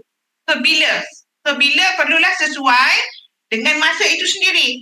Tak bolehlah kita nak menulis surat kiriman pada hari ini menggunakan bentuk bahasa 30 tahun yang lalu. Perlu lihat keadaan semasa. Di mana perkara itu berlaku, misalnya kalau kita nak menghasilkan laporan. Mengapa perlu kita menghasilkan penulisan tersebut? Dan bagaimana. Semua ini telah saya bincangkan tadi dalam setiap ciri-ciri, prinsip, aspek bahasa, gaya bahasa dan sebagainya yang telah kita bincangkan sebelum ini. Yang ini ialah bagaimana kita nak menyusun idea dalam menghasilkan sesuatu bentuk penulisan. Tadi kita dah bincangkan 5W1H itu. Kalau kita tengok, kita kata apa? So apa yang nak disampaikan? So itu ialah perinciannya. Cara yang nak disampaikan. Dan bila sesuatu peristiwa itu berlaku, adakah secara berkala, adakah berlaku itu. So bagaimana ini merujuk kepada pendedahan yang kita nak buat, penerangan yang kita nak buat tentang penulisan tadi. So apa orang kata konsep ataupun perkara yang kita nak masukkan dalam itu. Bagaimana keadaannya? Adakah kita nak menghasilkan satu penulisan yang bersifat kreatif sifatnya, fiction ataupun yang bersifat kenyataan ataupun sifat apa saja yang berkaitan dengan bentuk penulisan itu tadi. Siapa saya dah bincangkan tadi ialah siapa orangnya, halayak kita siapa pembaca kita sasaran. Kalau untuk kanak-kanak, takkan kita nak gunakan penulisan itu menggunakan bahasa seorang profesor kan. Perlulah kita menggunakan bahasa yang bersifat sesuai dengan jiwa kanak-kanak, jiwa remaja, jiwa orang dewasa dan sebagainya. Dan di mana tempat kita nak menghasilkan penulisan, dan akhir sekali mengapa ni pentinglah. Tak ada orang yang buat kerja tanpa sebarang sebab kan. Kita menghasilkan program ini pun ada sebab kan. Sebagai satu daripada syarat untuk memenuhi kursus. Dia ada sebab mengapa, itu yang paling penting. Saya rasa saya dah merangkumi semua perbincangan kita pada pagi ini. Itu saja daripada saya. Yang baik-baik itu sebenarnya semuanya daripada Allah Subhanahu Wa Taala, dan yang kurang dan yang buruk itu adalah kelemahan diri saya sendiri. Sekian, terima kasih, dan kepada semua jangan lupa cintailah bahasa kita, gunakan bahasa Melayu, dan kalau boleh kuasailah bahasa Melayu kan, balikan kepada pihak penganjur. Terima kasih sekali lagi.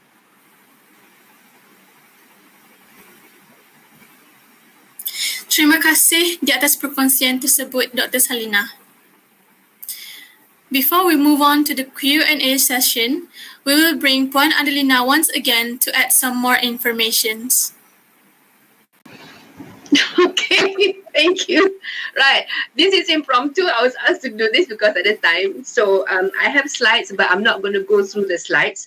Tadi my slides pun I think ada yang stuck, so I'm not going to go that route again. All right. I spoke at length just now about the various types of communication strategies, the various types of writing that you need to do. I'm going to take now 5 to 10 minutes to share some apps in your handphone, free apps that will help you to be more productive and to be able to present your kind of communication in a more interesting and a more attractive format. Now, the first I mentioned just now is Microsoft SwiftKey. I think Diana is going to write it down in the comment section on YouTube. Now, I'm recommending Microsoft SwiftKey not just because, as I mentioned earlier on, it has 2 dictionaries, okay? When it has 2 dictionaries, it carries with it correct spelling and correct grammar, correct nahu.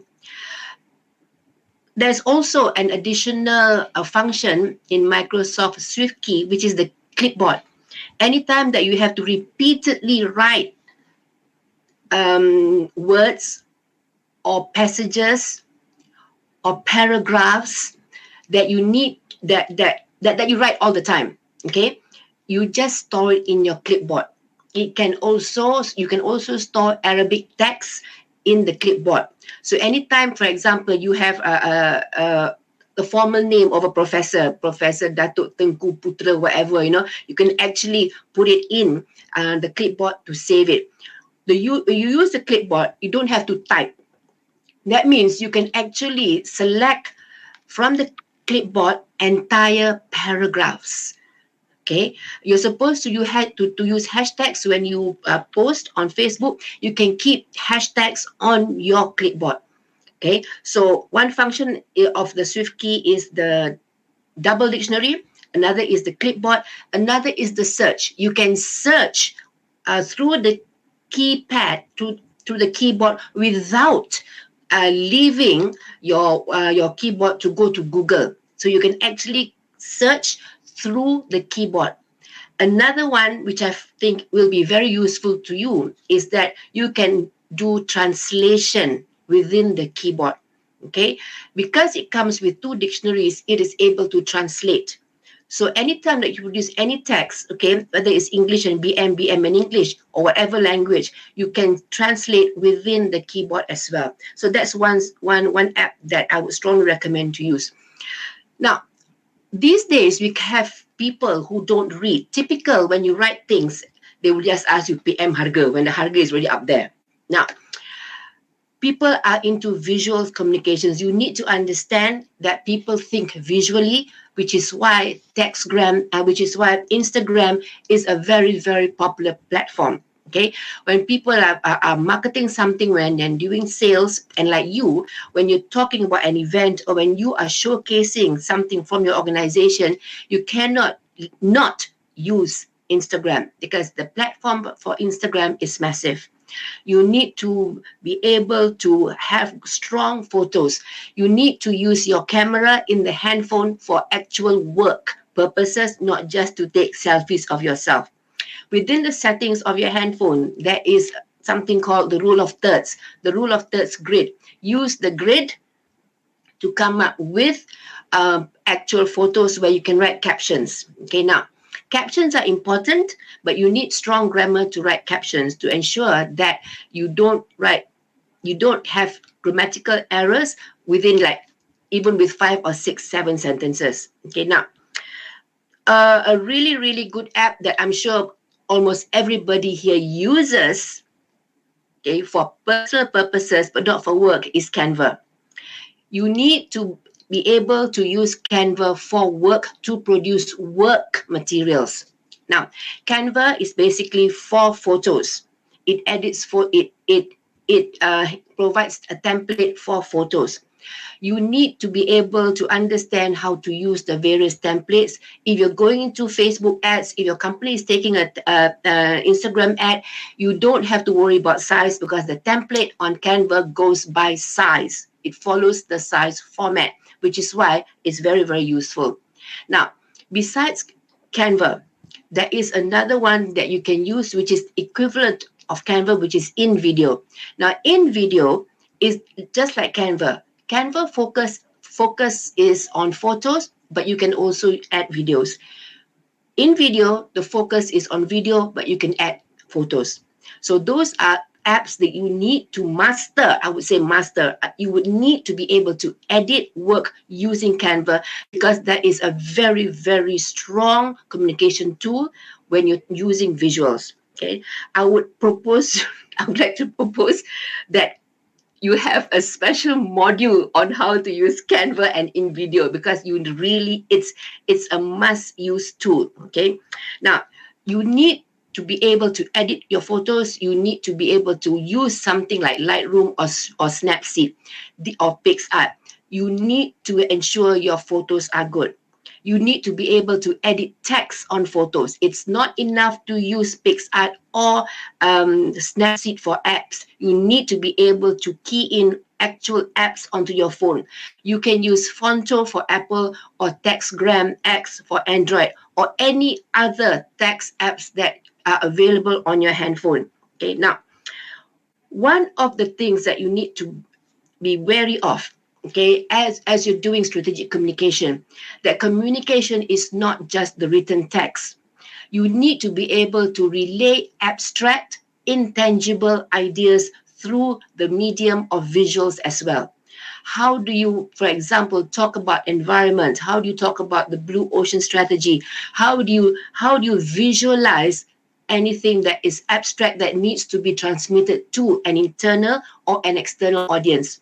You need to be able to think visually so that concepts can be posted on social media to explain without use of a large text, long text. Okay, always remember your target market. Your target market is increasingly becoming a market which does not read. Your target market is increasingly becoming a target market that is only interested in something to look at.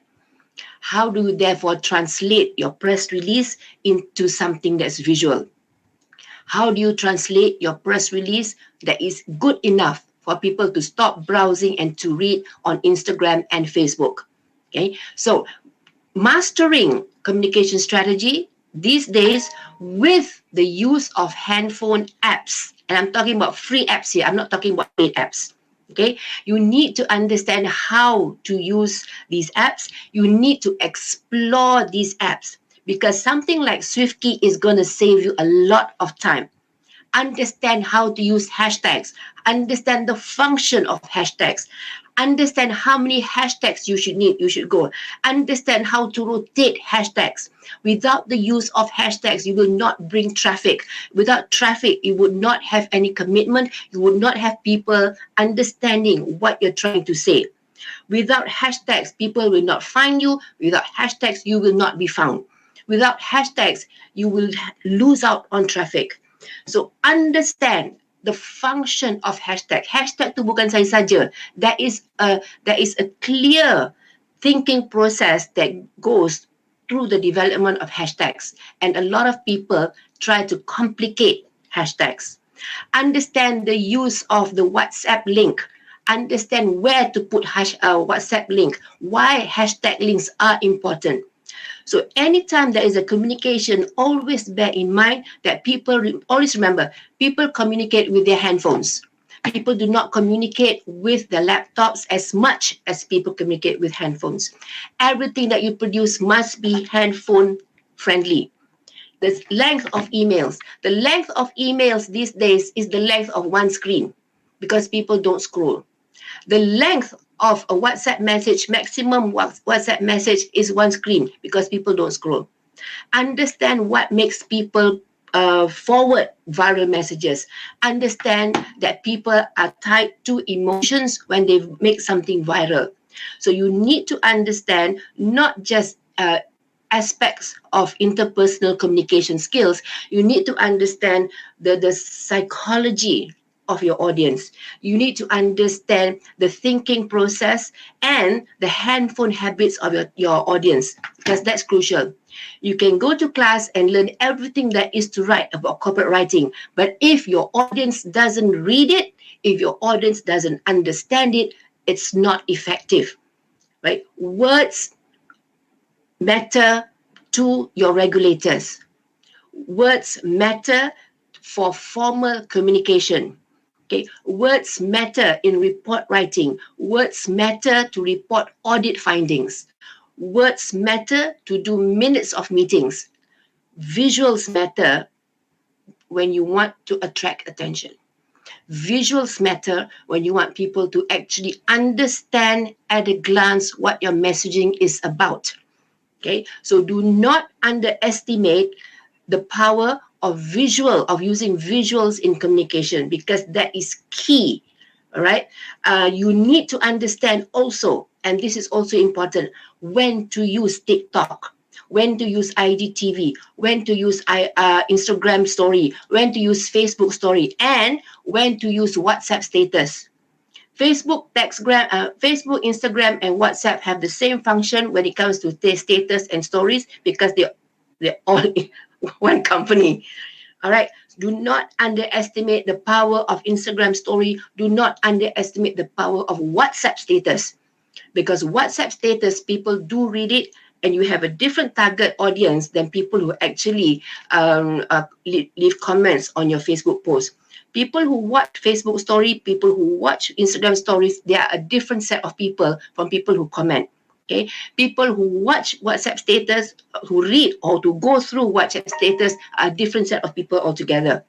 Okay, so in your preparation to face the real world, okay, make sure you understand how to use your handphone as a tool. We're not talking laptops here, because you're not carrying your laptops to meetings and everything. Yeah, you do, but then it's just not practical. Okay, the reason why handphone screens are getting bigger is because people work on the handphones. The reason why camera quality on the handphones is getting much more sophisticated is because people use visuals. The reason why people insert SD cards is because it needs to carry visuals. The reasons why camera lenses are important, because people need to zoom without losing quality or pixelization or the resolution of the photos. Okay, so yes, keep on learning the basic fundamentals of communication, whether it's written, okay, or whether it's going back to basic grammar or nahu or tata bahasa. That is the basis. But do not ever underestimate what is in your handphone, because there are tools here that will save you a lot of time. All right, I'm going to stop here before I turn this into another lecture. All right, back to you, Diana. Thank you. Hope it's been useful.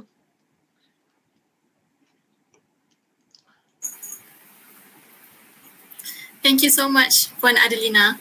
Seterusnya, marilah kita beralih ke sesi soal jawab bersama para penceramah. Para peserta boleh mengajukan soalan kepada Puan Adelina dan Dr. Salina di ruangan komen.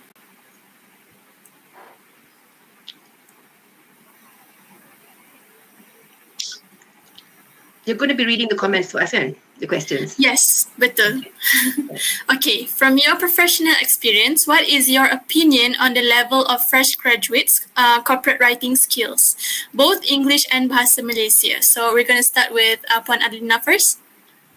Okay, fresh graduates. Fresh graduates. If you come in with basic skills to be able to produce a good sentence structure. We begin at sentence level. Okay, at sentence level, then we move to paragraph level. You dapat tu, okay, we will give you the style. We will give you the tone. Okay, whether it's formal or writing, whatever. Tapi selagi you tak boleh write a decent sentence, and by decent sentence, I'm not talking a simple sentence. I'm talking complex sentence. Menggunakan the various tenses. How to use past perfect, how to use perfect tenses, how to use the continuous tenses, because that is the essence of report writing. That is the essence of any communication. Okay, so basically, if you come in with one good sentence, I'm happy. Because after that, kita tak payah. It's just a matter of getting familiar with the corporate style. Okay, Professor? Okey, terima kasih atas soalan itu tadi. Jika tanya kepada saya, untuk pelajar-pelajar yang baru saja tamat pengajian ini, sebenarnya kita lihat kepada bidangnya. Kalau orang yang datangnya daripada bidang bahasa itu, pastilah bahasanya baik. Kita nampak bentuk penggunaan bahasanya itu memang sesuai dan biasanya mereka boleh menulis. Tetapi bagi pelajar-pelajar yang dihasilkan ataupun yang tamat pengajian dari bidang-bidang yang bersifat sains dan teknologi misalnya, ini saya bercakap berkaitan dengan bahasa Melayu ya. Kalau yang dari sains dan teknologi, saya lihat ada yang bagus. Saya rasa daripada pengalaman saya, yang bagus itu sebenarnya mereka memang ada mengambil kursus kemahiran bahasa. Macam kami di Universiti Melaya, macam di fakulti saya, di Akademi Pengajian Melayu, saya memang menawarkan kursus kemahiran berbahasa kepada pelajar-pelajar di luar fakulti. So ramai pelajar daripada fakulti perubatan, kejuruteraan, undang-undang dan sebagainya mengambil kursus yang kami tawarkan. So mereka ini ketika mereka mengikuti kursus, bahasa ni memang agak bahasa Melayu mereka itu memang agak rendah sebab di fakulti masing-masing kuliah dan juga tutorial diajar menggunakan bahasa Inggeris. Tetapi berdasarkan apa yang saya perhatikan, minat mereka itu menjadikan mereka akan, orang kata, menghasilkan satu bentuk penulisan yang berkualiti. Ini saya rasa tertakluk kepada minat pelajar itu jugalah. So kalau dia keluar nanti, dia nak masuk dalam bidang yang melipatkan orang kata penulisan korporat, komunikasi korporat. Jadi mereka di universiti sendiri, mereka akan mula dengan mengambil kursus-kursus yang boleh membentuk mereka untuk menghasilkan satu bentuk, orang kata, penulisan yang baik. Dan saya rasa semuanya tertakluk kepada pengalaman dan juga pengetahuan yang kita ada. Sebab nak orang kata nak ambil semua sekali longgok ataupun kita nak generalize semua sekali ikut apa yang kita lihat saja tak mencukupi. Perlu kita tengok juga latar belakang pelajar-pelajar tersebut, apakah ilmu yang dia ada, apakah kursus yang dia pernah ambil, dan juga minat pelajar tersebut, dan satu lagi personality. So, personality ni penting dalam komunikasi. Kalau orang tu jenis yang senyap, kalau kita tanya, kita takkan dapat banyak maklumat daripada orang tersebut. Jadi personality juga memainkan peranan penting dalam menghasilkan orang kata satu sumber insan yang bermutu. Macam kami ada yang kita panggil finishing school di Universiti Melaya, mana kami melatih pelajar-pelajar kami supaya dia boleh bercakap. dia boleh menulis. So, mereka dah dah tamat pengajian dan kita berikan pula kursus kemahiran ini supaya mereka boleh orang kata menghasilkan satu bentuk ucapan awal, boleh berhadapan dengan orang ramai dan juga boleh membentuk kepribadian dia apabila mereka nak keluar mencari pekerjaan. Jadi benda-benda yang begitu penting lah. Biasanya kalau yang sains teknologi tu bahasa je tu memang orang kata kalau kita tengok tu memang boleh tergelak jugalah. Misalnya kalau yang dari kejuruteraan yang datang mengambil kursus kami tu ada yang berbahasa Cina, berbahasa India, bukan saja setakat orang Melayu. So, bila mereka bercakap tu kadang-kadang kita nak tergelak. Orang kejuruteraan ni bahasa dia kan ringkas je. Dia tak kerti orang kata nak bercerita dengan lebih panjang. Jadi di situlah kita melatih. Biasanya kalau kita nak meningkatkan kemahiran tu perlu ada kemahuan dan juga kesediaan untuk belajar. Kesediaan untuk belajar tu maksudnya kita tak boleh tutuplah hati kita ni, pintu kita ni. Kalau orang tegur kita, salah tu kita ambil sebagai pelajaran. Bukan kita ambil sebagai penghinaan ataupun orang kata benda-benda yang boleh menyebabkan kita rasa sentap kan. Budak-budak muda sekarang kata sentap kan. Sikit nak sentap. So jangan sentap. So kalau boleh kita ambil benda tu sebagai ilmu yang kita boleh bawa ke masa depan. Itu daripada saya, Cik Sarah. Ada lagi apa-apa yang kita?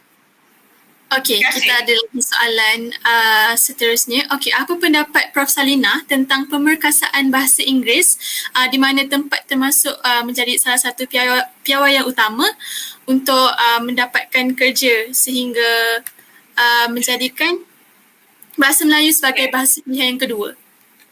Ya, keadaan ini sebenarnya agak menyedihkan bagi saya apabila di Malaysia sendiri, rakyat Malaysia, negara Malaysia, syarikat di Malaysia mengutamakan bahasa Inggeris untuk mengambil pekerja. Tetapi saya tidak salahkan syarikat. Sebab dalam dunia hari ini, zaman globalisasi ini, bahasa Inggeris itu memang penting. Tetapi meletakkan bahasa Inggeris itu di atas itu adalah satu keadaan yang amat menyedihkan kepada graduan-graduan kita sebab tidak semua graduan ini boleh berkomunikasi lisan. Maksud saya lisan. Bila mereka pergi temu muka hanya menggunakan bahasa Inggeris bukan kerana mereka tidak pandai tetapi disebabkan keadaan negara kita, situasi negara kita apabila bercakap bahasa Inggeris itu yang diperhatikan ialah salahnya. So, orang akan tengok dia pandai tak cakap bahasa Inggeris kan. So, bila keadaan itu berlaku, bila ditanya menggunakan bahasa Inggeris, graduan akan jadi orang kata panik. Dia akan terkejut.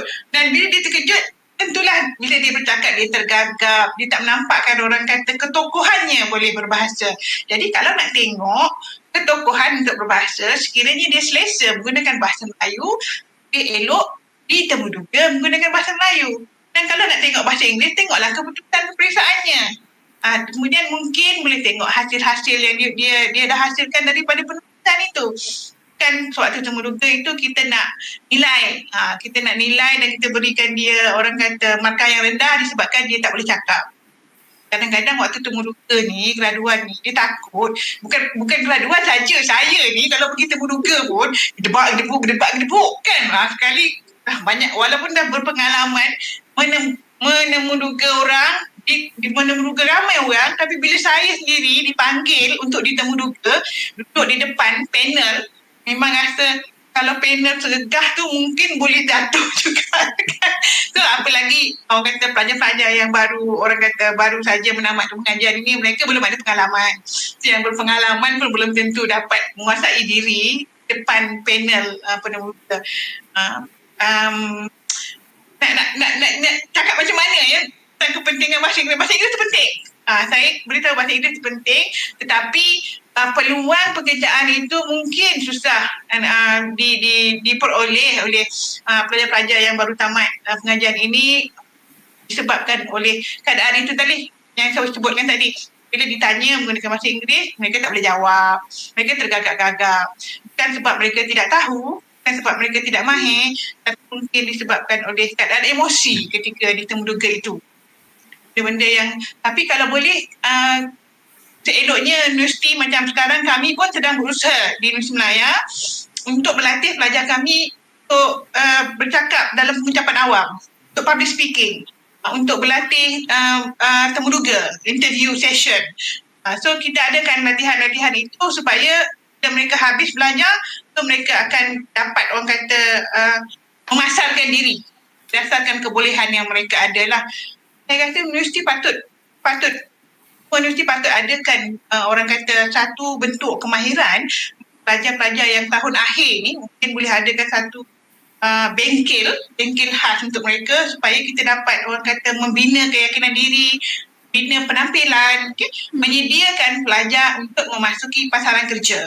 Jadi itu yang tak ada. Kalau itu ada, saya rasa kalau katalah 100 yang kita latih itu dalam persediaan untuk memasarkan diri itu kita latih, 50 itu dah berjaya kita bentuk.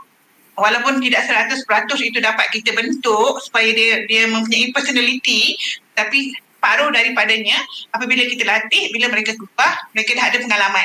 Daripada pengalaman itulah yang akan kita membantu dalam mereka mendapatkan pekerjaan. Kalau boleh pelajar-pelajar yang ada je kursus-kursus kan yang ditawarkan di luar yang percuma pun banyak kan sekarang ni. Dalam YouTube ada menawarkan kursus-kursus percuma tentang public speaking, tentang pengucapan awam. Masuklah dengar. Kita boleh orang kata bina kualiti diri kita melalui kursus-kursus itu. Saya sendiri pun sebenarnya daripada mula saya grad sampai sekarang memang dah beratus kursus saya masuk. Bukan sebab saya tak pandai, tetapi saya rasa setiap perkara itu ada benda baru. Dalam setiap kursus yang kita hadiri itu ada banyak benda-benda baru yang cari. Kalau Puan Adelina ada bagi kursus percuma, saya nak juga masuk. Saya boleh memperbaiki kekurangan diri saya. So kita perlu ada sikap orang kata sentiasa rasa diri kita kurang. Perlu sentiasa mahu belajar, perlu sentiasa mahu memperbaiki kekurangan diri. Dan dari situlah kita dapat satu kualiti dalam diri kita sendirilah. Saya selalu rasa diri saya kurang sebenarnya. Sebab itulah saya, kalau boleh ada je kursus tu, kalau saya ada masa, memang saya masuk. Untuk saya, orang kata, menambah baik saya punya kualiti diri saya. Kadang-kadang benda ni kita tak nampak kan. Bila kita masuk, ikut oh macam ni rupanya. Macam ni nak cakap, macam ni kita gerak kan. Macam tadi pun ada orang kata saya garang nampak. So saya kata, kena belajar lagi. So nampak lebih baik. Tak nampak garang sangat kan. Macam tu lah. Okay, Sarah. Okay. Terima kasih. Okay. Alright. So untuk soalan yang seterusnya, writing for corporate sector may require full preparation. So how the students need to be well prepared for the writing journey? Puan Adelina. First of all, you have to read. Okay. You have to read. That you don't have a choice. There is no choice. Kalau kata, okay, saya diminta untuk menulis speech untuk menteri, okay, atau speech untuk senator, atau, okay, writing a speech for a senator. Writing a speech for a senator is more difficult than writing a speech for a menteri, because a senator is not elected. A senator is a subject matter expert. Alright, so you are writing a speech for a subject matter expert. You damn well do your work. Okay, the topic can be about economy. The topic can be about food security. The topic can be about business. You know nothing, but it's your job to write the speech. Bahagian komunikasi korporat lah yang menuliskan ucapan kepada semua menteri, okay, ataupun wakil-wakil kerajaan yang datang. It's the communications department. Okay, now, you must read. If you don't read, you have no content. Okay, bila you tak ada content, there is nothing to be submitted. Okay, menteri tengok koyak aja. And then sama koyak lah the reputation of your organisation. Okay, there is no shortcut. Tak ada shortcut. Okay, you nak tengok YouTube ke apa-apa, whatever means of gaining information, that's fine. Okay, general knowledge can only be attained through watching documentaries, reading non-fiction. Kena ada habit of reading non-fiction. Kena ada habit watching documentaries. Okay, because that's where the information is. You cannot. Okay, well tadi Prof cakap mengenai presentation skills. Kita tak tahu, we don't know what is in your head unless it comes out of your mouth. We don't know what is in your head unless you are able to write it well. So you may be the most cleverest person in the class, otak you memang bergeliga, tapi kalau interview, nothing comes out. Sorry lah, there are other better candidates. Okay, your extracurricular activities memainkan peranan yang sangat mustahak because it shows interpersonal skills, it shows communication skills, it shows teamwork.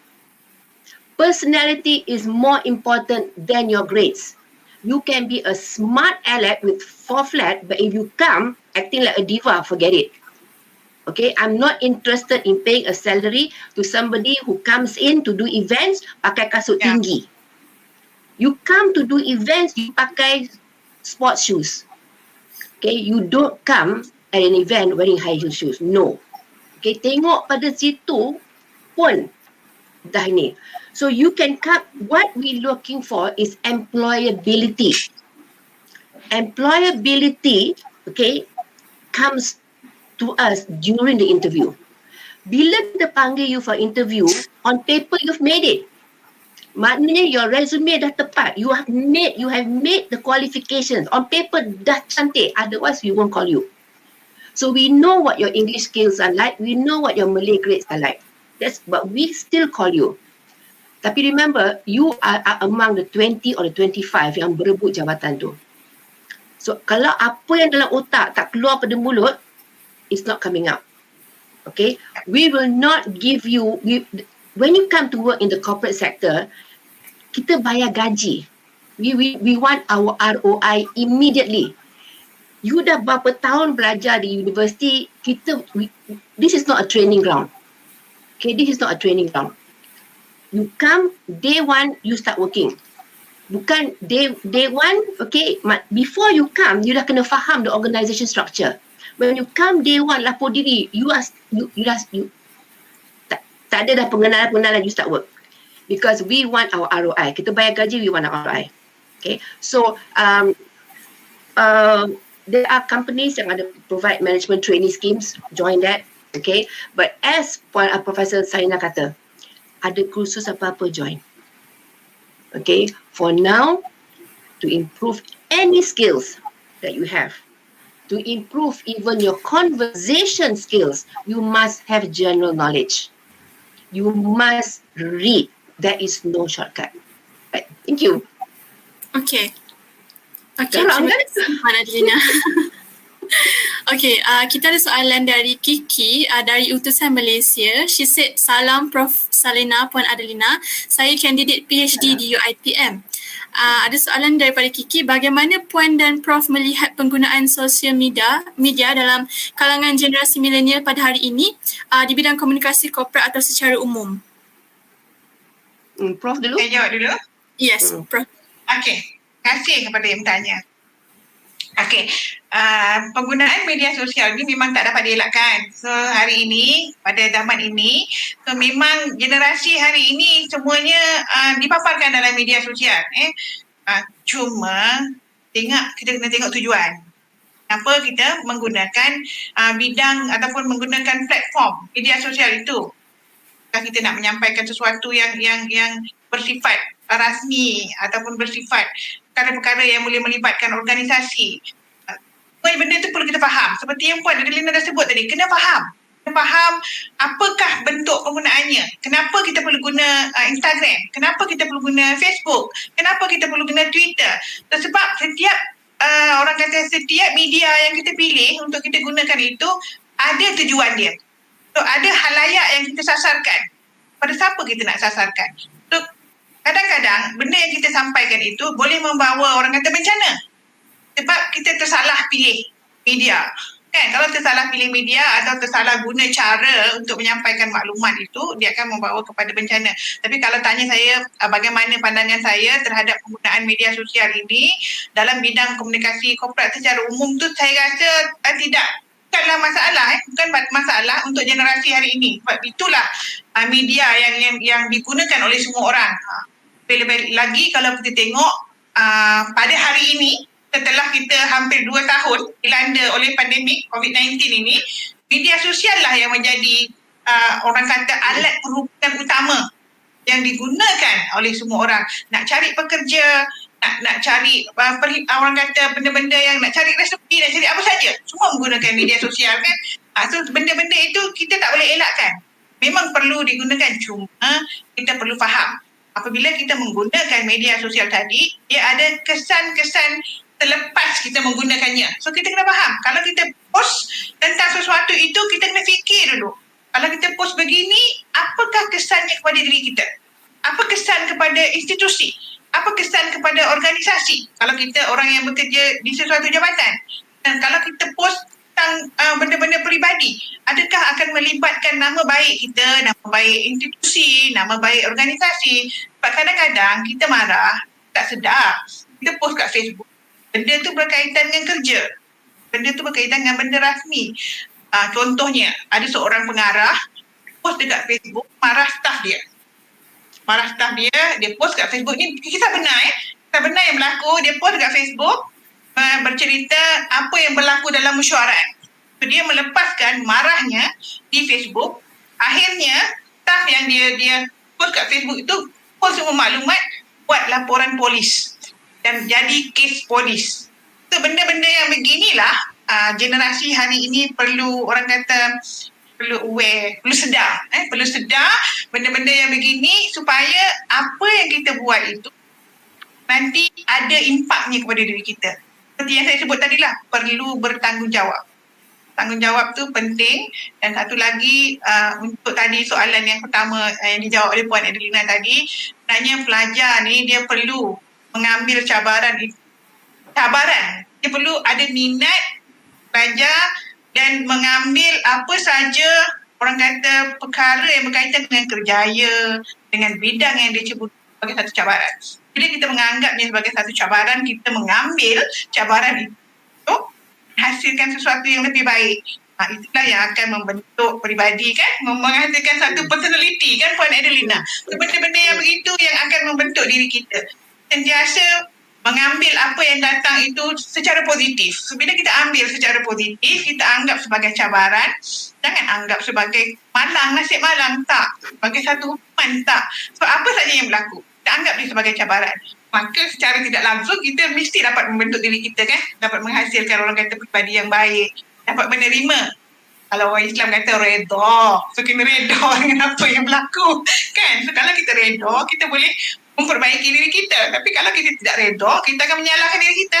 Kita akan menyalahkan orang, kita akan menyalahkan semua, dan akhirnya kita menyalahkan Tuhan.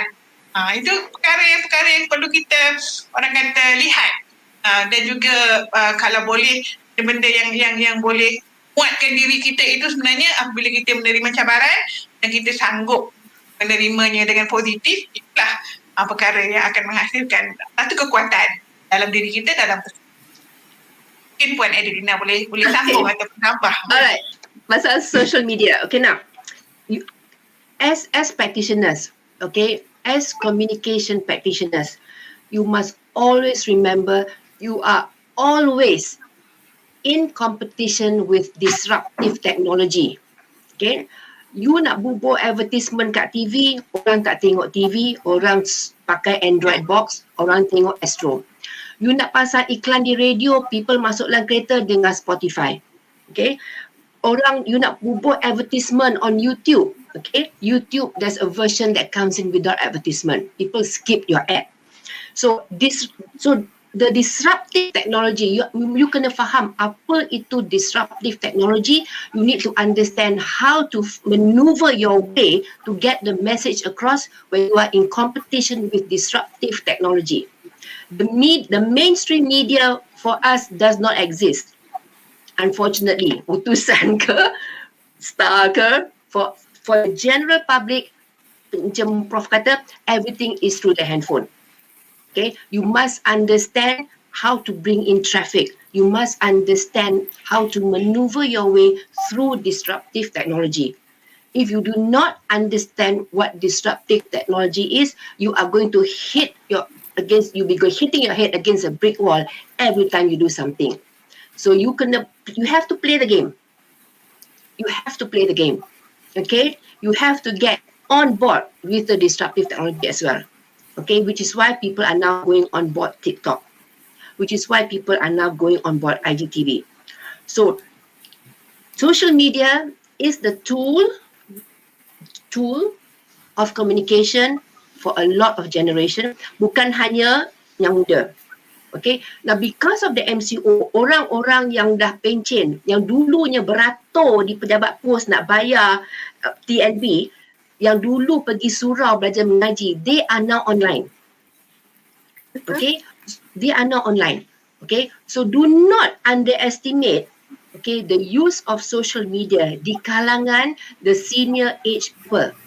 They have the time to explore. Dulu nak pakai WhatsApp pun tak reti. Now WhatsApp, FaceTime, they can do video calls. Okay, kelas mengaji is through Zoom. Okay, ataupun Google Meet. So do not underestimate any segment of society when it comes to disruptive technology. You need to be on board of the game. Okay, terima kasih. Okay. Soalan seterusnya. Apakah pendapat Prof. Salina dan juga Puan Arlina tentang subjek Bahasa Melayu yang menurun peratusannya dalam SPM pada tahun 2020? Adakah perlu perbanyakkan kursus online atau sebaliknya atau sebagainya? Okey, terima kasih yang bertanya. Menarik soalannya. Saya nak menjawab pun sebenarnya saya tak ada statistik. Tak ada fakta untuk saya menjawab. Tapi saya perasanlah ada banyak komen-komen yang mengatakan bahawa keputusan berperiksaan untuk subjek Bahasa Melayu agak merosot pada tahun 2020. Saya rasa teknik pengajaran secara dalam talian yang digunakan untuk pelajar-pelajar SPM 2020 ini tidak berjaya untuk menerapkan minat ataupun menyampaikan perkara-perkara yang ada dalam subjek Bahasa Melayu itu kepada pelajar. Sebab bagi saya bahasa ni bukan takat cikgu cakap depan aja tak faham. So bahasa ni komunikasi. Perlu ada komunikasi dua hala. So apabila kelas itu diadakan secara dalam talian, maka orang kata kebolehan guru untuk berkomunikasi secara mendalam. Maksud saya sentuhan guru kepada murid tadi tidak ada. Sebab bila kita berbahasa, kita akan minta kalau dalam kelas, kita boleh tanya setiap satu pelajar kita, kita bagi satu ayat suruh belajar, betul kan? Kita bagi satu perbincangan, kita buat perbincangan berkumpulan, kita bagi tajuk so pelajar boleh kupas tajuk-tajuk karangan misalnya kan dalam kelas. Tapi dalam sistem kelas secara dalam talian ini, nak menghasilkan satu PDP, pengajaran dan pembelajaran yang berkesan itu, saya rasa memang memang agak sukar, terutama bagi subjek Bahasa Melayu yang memerlukan sentuhan. Maksud saya sentuhan di sini ialah yang memerlukan komunikasi dua hala. Kalau matematik senang, cikgu ajar saja matematik, pelajar faham, dia duduk, dia buat kat tempat dia. Tapi Bahasa Melayu cikgu nak kena tengok. Kalau pelajar faham tu kita kena tanya pelajar, buat ayat. Kalau cikgu tak boleh tengok pelajar dan kebanyakan pelajar pun bila berkelas secara dalam talian, kameranya dipadamkan. Tak nampak muka dia. Kan? Hanya nampak muka cikgu. Jadi saya rasa kesulitan daripada cara dan kaedah pengajaran secara dalam talian ini yang menyebabkan pelajar-pelajar mungkin tak dapat sepenuhnya ilmu yang cikgu sampaikan oleh guru. Dan saya rasa bukan guru saja, hampir orang kata ramai orang yang dalam tekanan dalam keadaan hidup kita sekarang, ujian dan cabaran yang kita tengah hadapi ni, pandemik ini, pelajar tekanan, mak ayah tekanan sebab di rumah mak ayah yang akan memantau anak-anak pelajar dan kadang-kadang ada pelajar yang terpaksa berkongsi gadgetnya, kitanya terpaksa dikongsi dengan adik-adiknya. Jadi di sini saya rasa tak sampai ilmunya. Betul.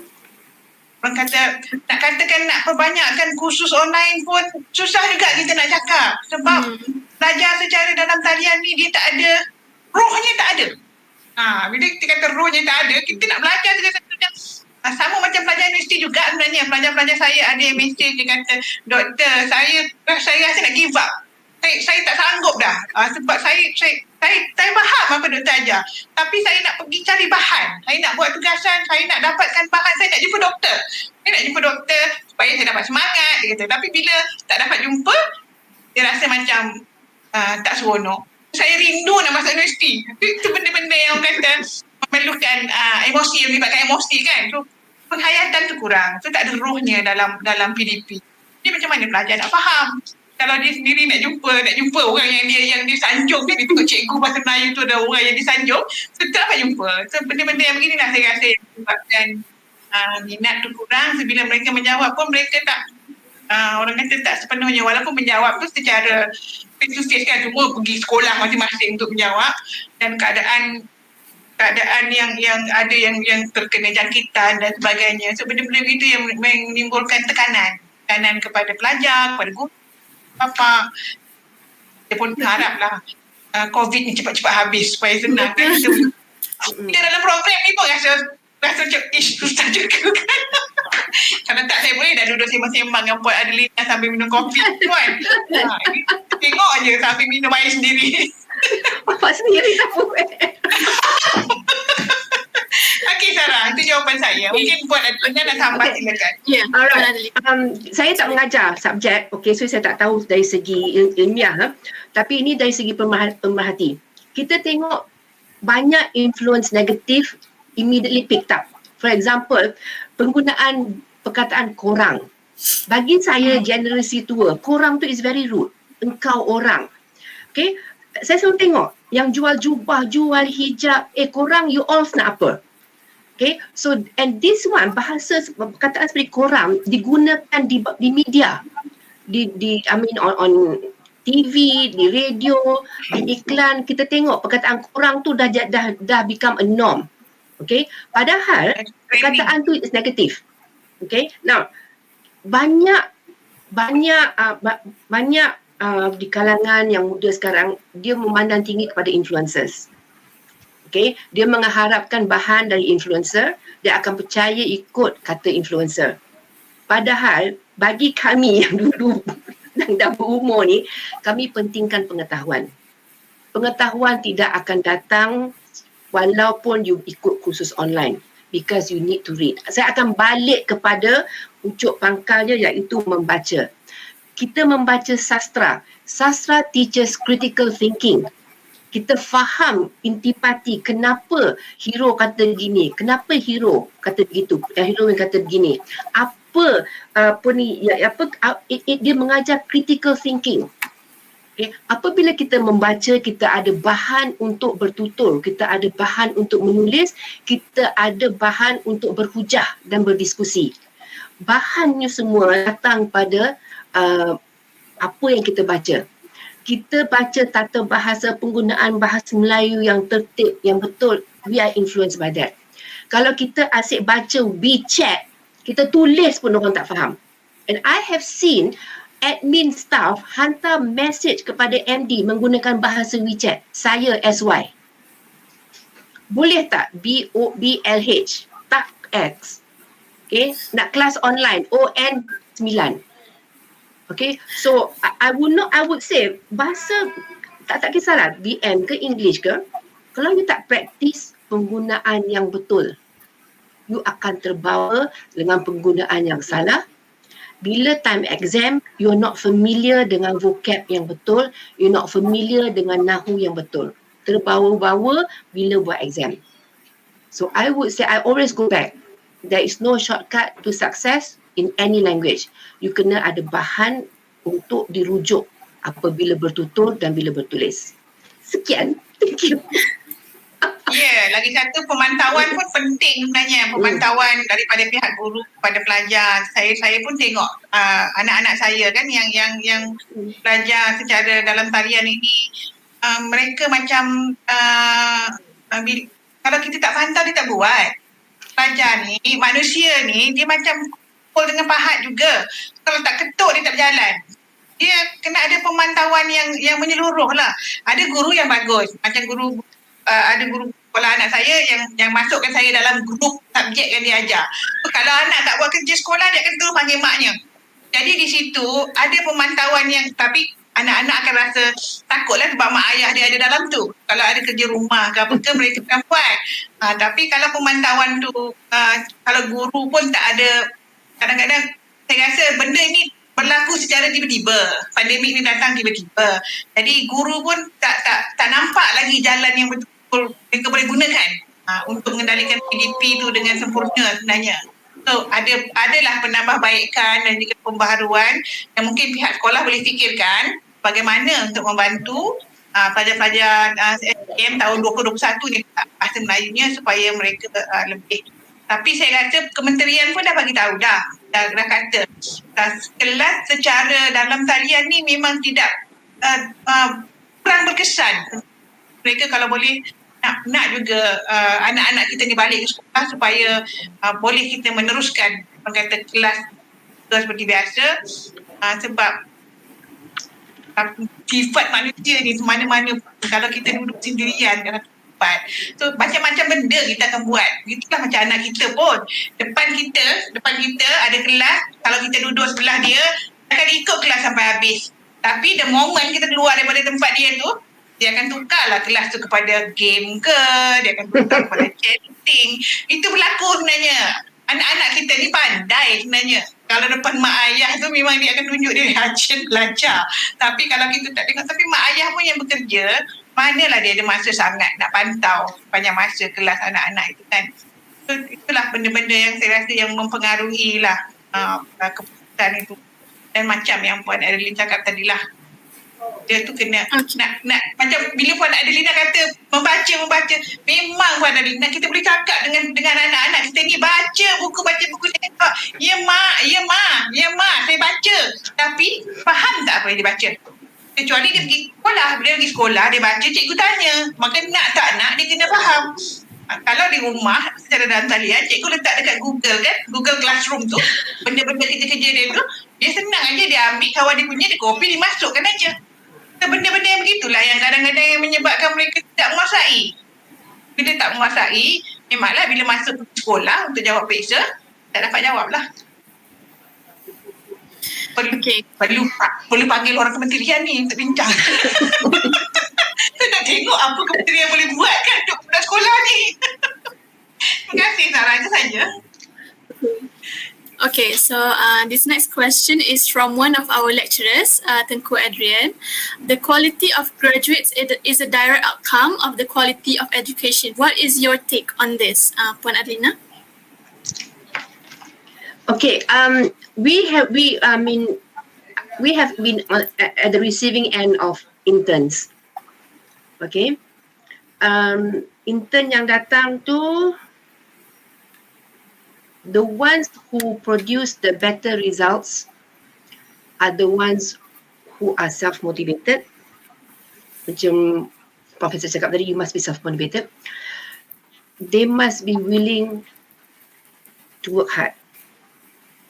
Now, kita nampak, I will not name universities. I will not name the universities, okay? Ada certain universities kita dah give up. Because pemalas ya amat. Okay. Ada universities result hancur pun we will take because dia punya attitude. Okay. Oh Puan, I finished this. Is there anything else I can do? Okay. Can I say no, I'm not doing anything. I'm doing presentation now. Can I just sit down and watch? Dia physically there tau, mentally and physically there. Ada pelajar dari universiti, they are physically there, tapi mentally dekat untuk main handphone. Bila minta buat kerja, oh I'm sorry, I'm doing this now. Who are you not to? You cannot multitask. You think you come here to do one job? No.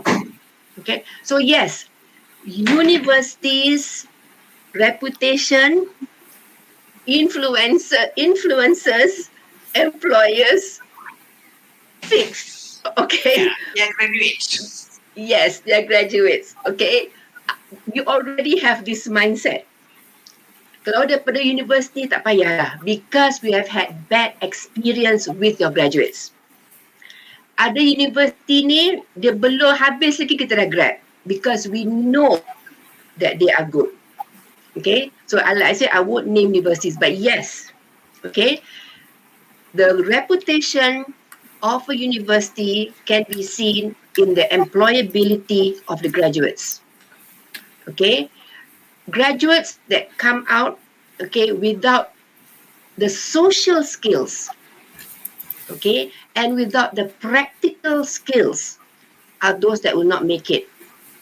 Okay, it could be because the lecturers do not have industry experience.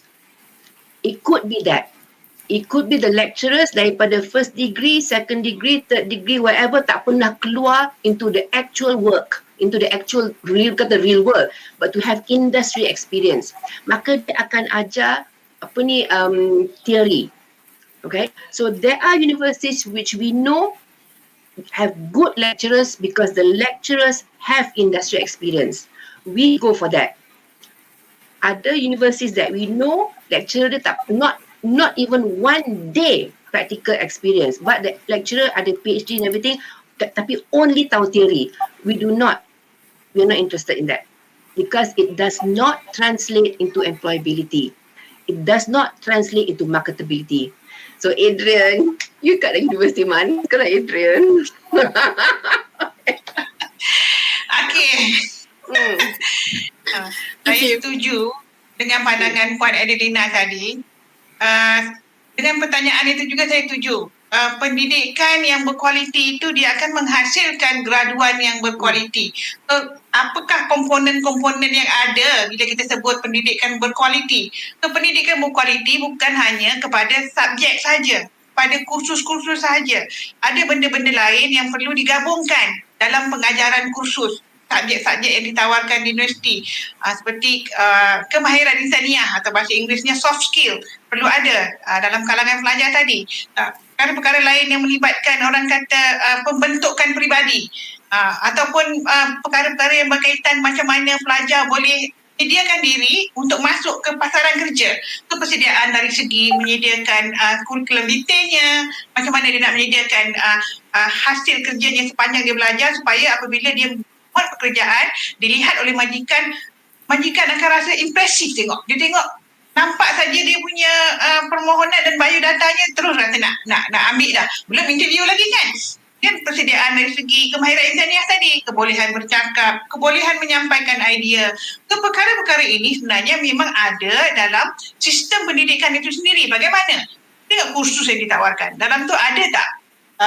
Ada tak komponen kerja berkumpulan dimasukkan dalam kursus itu. So daripada kisahlah subjek apa pun, sama ada subjek kejuruteraan ke, perubatan ke, sains sosial ke, kalau kita masukkan semua komponen tadi, ada elemen kerja berpasukan. Jadi bila kita masukkan pelajar dalam satu orang kata kelompok kerja berpasukan, mereka akan pandai untuk memasukkan dirinya dalam keadaan itu. Dalam keadaan berpasukan itu, apa peranan? Dia pandai mainkan peranan dia dalam pasukan. So, dia boleh jadi ketua. Kita perlu masukkan juga pelajar dalam menghasilkan pembentangan. Dari pembentangan, kita melatih pelajar untuk bercakap di halayak, bercakap di depan orang.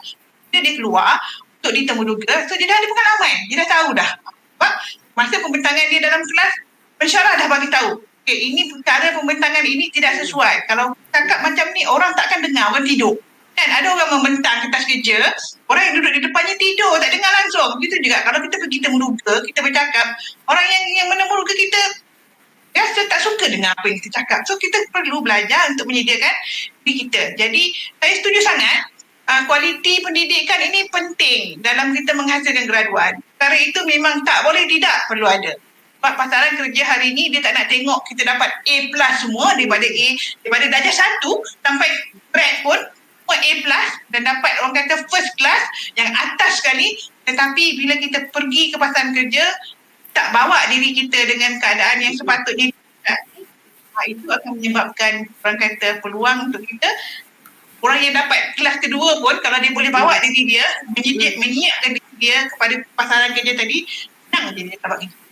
banding dengan orang yang paling top student dekat universiti, tapi bila pergi interview, pergi temu dengar, dia tak boleh jawab.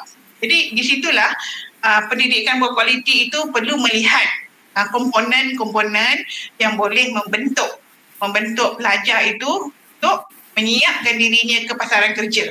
Sebab kalau kita tak buat macam tu, maka pelajar yang kita hasilkan akan jadi seperti robot lah, patung. Kan? Dia boleh menghasilkan penulisan yang baik, sangat baik, tapi dia tak boleh bercakap. Bila kita bagi dia arahan kerja, kita suruh dia buat satu kerja, dia buat kerja tu je. Dia tak kerti nak buat, sambil dia buat kerja ni, dia boleh buat kerja ni, dia boleh buat kerja tu kan. Dia tak multitasking. So itu benda-benda yang syarikat, saya rasa company hari ni dia nak tengok orang yang multitasking sifatnya. Kalau dia bagi pekerjaan, dia boleh. Dia minta idea. Tanya soalan, minta idea. Orang tak kerti nak bagi idea. Jadi bagaimana? So kena ajar pelajar tu untuk pandai mengemukakan idea, pandangan. Di situlah perlunya kemahiran berfikir yang kita ajar kepada pelajar-pelajar kita. Bila mereka boleh berfikir, bagi je satu topik, dia dah tahu dah kat mana nak cari bahan. Dia dah tahu dah apa yang buat. Jadi saya rasa saya setuju sangat dengan soalan pensyarah itu tadi, bahawa kualiti pendidikan itu penting. Walau apa saja subjek kita ajar pun, walau apa bidang yang kita ceburi, ada elemen-elemen penting yang perlu diterapkan kepada pelajar supaya pelajar keluar dia akan dianggap, akan dilihat sebagai seorang yang berkualiti. So, ada kualiti di situlah. Saya rasa semua universiti sedang buat dia tu. Untuk menerapkan komponen-komponen penting untuk melahirkan dewan yang berkualiti. UM sekarang kan menuju dunia, mengimpak dunia. So kita tengah buat benda itu. InsyaAllah. Okay, terima kasih Prof dan Puan. Okay, the last question. Resentment towards learning prevents most youth today from realizing the full potential of its benefits and create gaps in their knowledge and ultimately shapes who they become. So what is your point of view? Okay, we can start with Puan Adlina. Apa? Okay, now, listen, but this is, I think we're going back to the question of nature versus nurture. Okay, persekitaran kita, okay, do we have an environment that is conducive towards education? Kita tengok apa yang ada di TV. Our local TV channels are entertainment centric.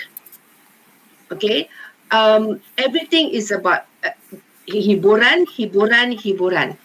Okay, rancangan seperti Jejak Rasul tu very educational, but does it get the attention of those 25 and below? Okay, parents are a role model. Okay, kalau parents sendiri duk pegang tab tengok handphone memanjang,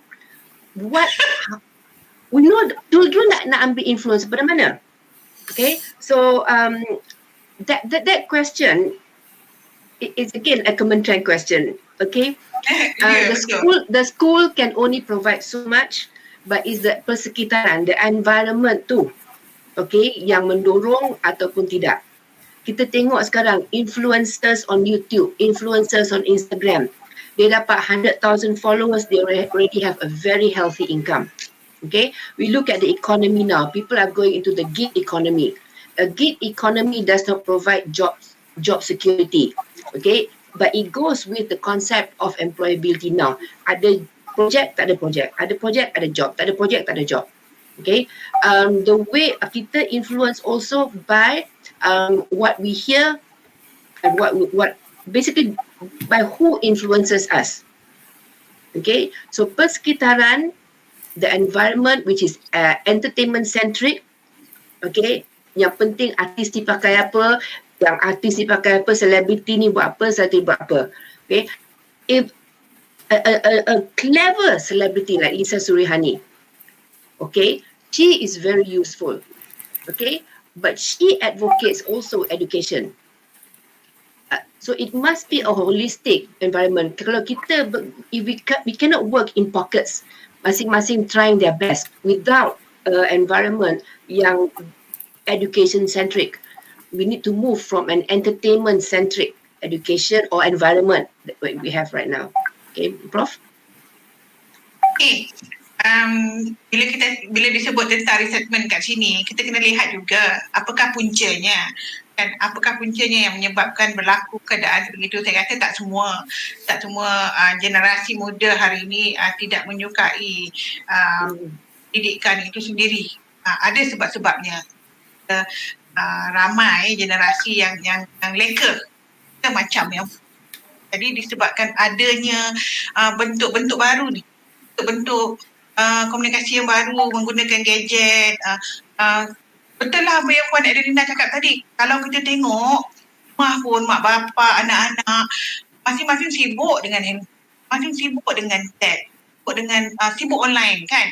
Jadi benda-benda yang begini yang orang kata sebenarnya bukan saja mengganggu generasi muda, remaja, tetapi mengganggu seluruh kitaran hidup sebenarnya. Seluruh kitaran hidup yang ada di dunia pada hari ini, di mana banyak nilai-nilai murni yang sepatutnya kita amalkan dalam keluarga kita juga tidak diamalkan lagi disebabkan oleh perubahan cara hidup dan betul lah dia kata menghasilkan gap Indian knowledge, menghasilkan orang kata satu jurang yang besar terhadap apa yang mereka miliki berdasarkan apa yang dia lalui. Kalau kita tengok dulu budak-budak mana ada gadget ni, kan panjat pokok lah, lompat sana lompat sini, semua benda buat. Jadi mereka antara mereka sendiri bersama kawan-kawan itu sangat rapat. Sekarang mana ada kita lihat lagi kawan-kawan satu sekolah ni nak bersama-sama berlari-lari ke sana kemari, berbasikal ke, jumpa pun susah. Semuanya secara online, pakai gadget je. Dan saya tengok remaja hari ini ramai yang berkomunikasi secara individu dengan orang yang di luar negara. Dia bercakap dengan orang Afrika lah, dengan orang Amerika lah, dengan kawan-kawan satu sekolah dia tak berbual. Dia main game, dia berbual dengan kawan-kawan yang bukan di sekeliling dia. Berbanding kita dulu, kita akan cakap dengan kawan rapat kita tidur bersama, bermain bersama. Ini dia main depan komputer, dan keyboard. Jadi saya rasa ada kajian, banyak kajian yang mengkaji masalah ini, di mana anak-anak muda hari ini mengalami orang kata tekanan mental disebabkan oleh aktiviti-aktiviti yang menggunakan teknologi ni tadi. Kita tak nafikan teknologi ni penting. Semuanya penting. Perlu orang kata kita perlu sentiasa up to date, kemaskinikan pengetahuan kita tentang teknologi, tetapi perlu ada pengawasan. Pengawasan maksud saya di sini perlu ada masa-masa tertentu yang perlu diperuntukkan keluarga, untuk kawan, sama-sama, orang kata semua benda yang penting dalam aspek kehidupan, dari aspek agamanya, dari aspek kekeluargaannya, dari aspek sosialnya, bersama-sama dengan jiran. Kalau tanya anak saya, tanya jiran sebelah siapa, mesti dia tak tahu. Dia tak pernah keluar jumpa dengan jiran. Jadi dia tak tahu. So, benda-benda beginilah yang akan menghasilkan satu bentuk generasi seperti yang kita ada hari ini. Saya rasa macam Puan Adelina sebut tadi, kita perlu bawa perkara ini kepada kementerian supaya ada satu kaedah yang kita boleh gunakan, ataupun kita mungkin adakan aktiviti di sekolah yang melibatkan di mana semua pelajar tu kena datang sekolah dan elemen-elemen yang penting itu perlu diterapkan. Satu lagi saya rasa ini perkara yang sangat penting, saya selalu perhatikan aspek kerohanian dalam jiwa pelajar, anak-anak muda hari ini yang sangat orang kata perkara-perkara yang berkaitan dengan rohani itu tidak diterapkan ke jiwa anak-anak kita. Maka akan terhasillah satu generasi di mana kalau dia gagal, dia akan bunuh diri. Sebab dia punya orang kata imannya tak kuat, aspek rohaninya tak ada. Bentuk-bentuk yang begitu yang kita tak perasan sebenarnya. Kalau sekolah sekular, kita mengajar subjek-subjek yang penting bahasa Melayu, sains, matematik. Tapi aspek kerohanian itu hanya sebenarnya kecil saja kita ajarkan. Dan kan itulah asas yang akan membentuk kekuatan, yang akan menjadi orang kata membentuk anak kita menjadi seseorang pada masa akan datang. Kalau dia jadi pemimpin, dia tahu dosa pahala. Sebab kalau dia buat benda yang tak betul, dia akan dapat dosa, dia akan dihukum.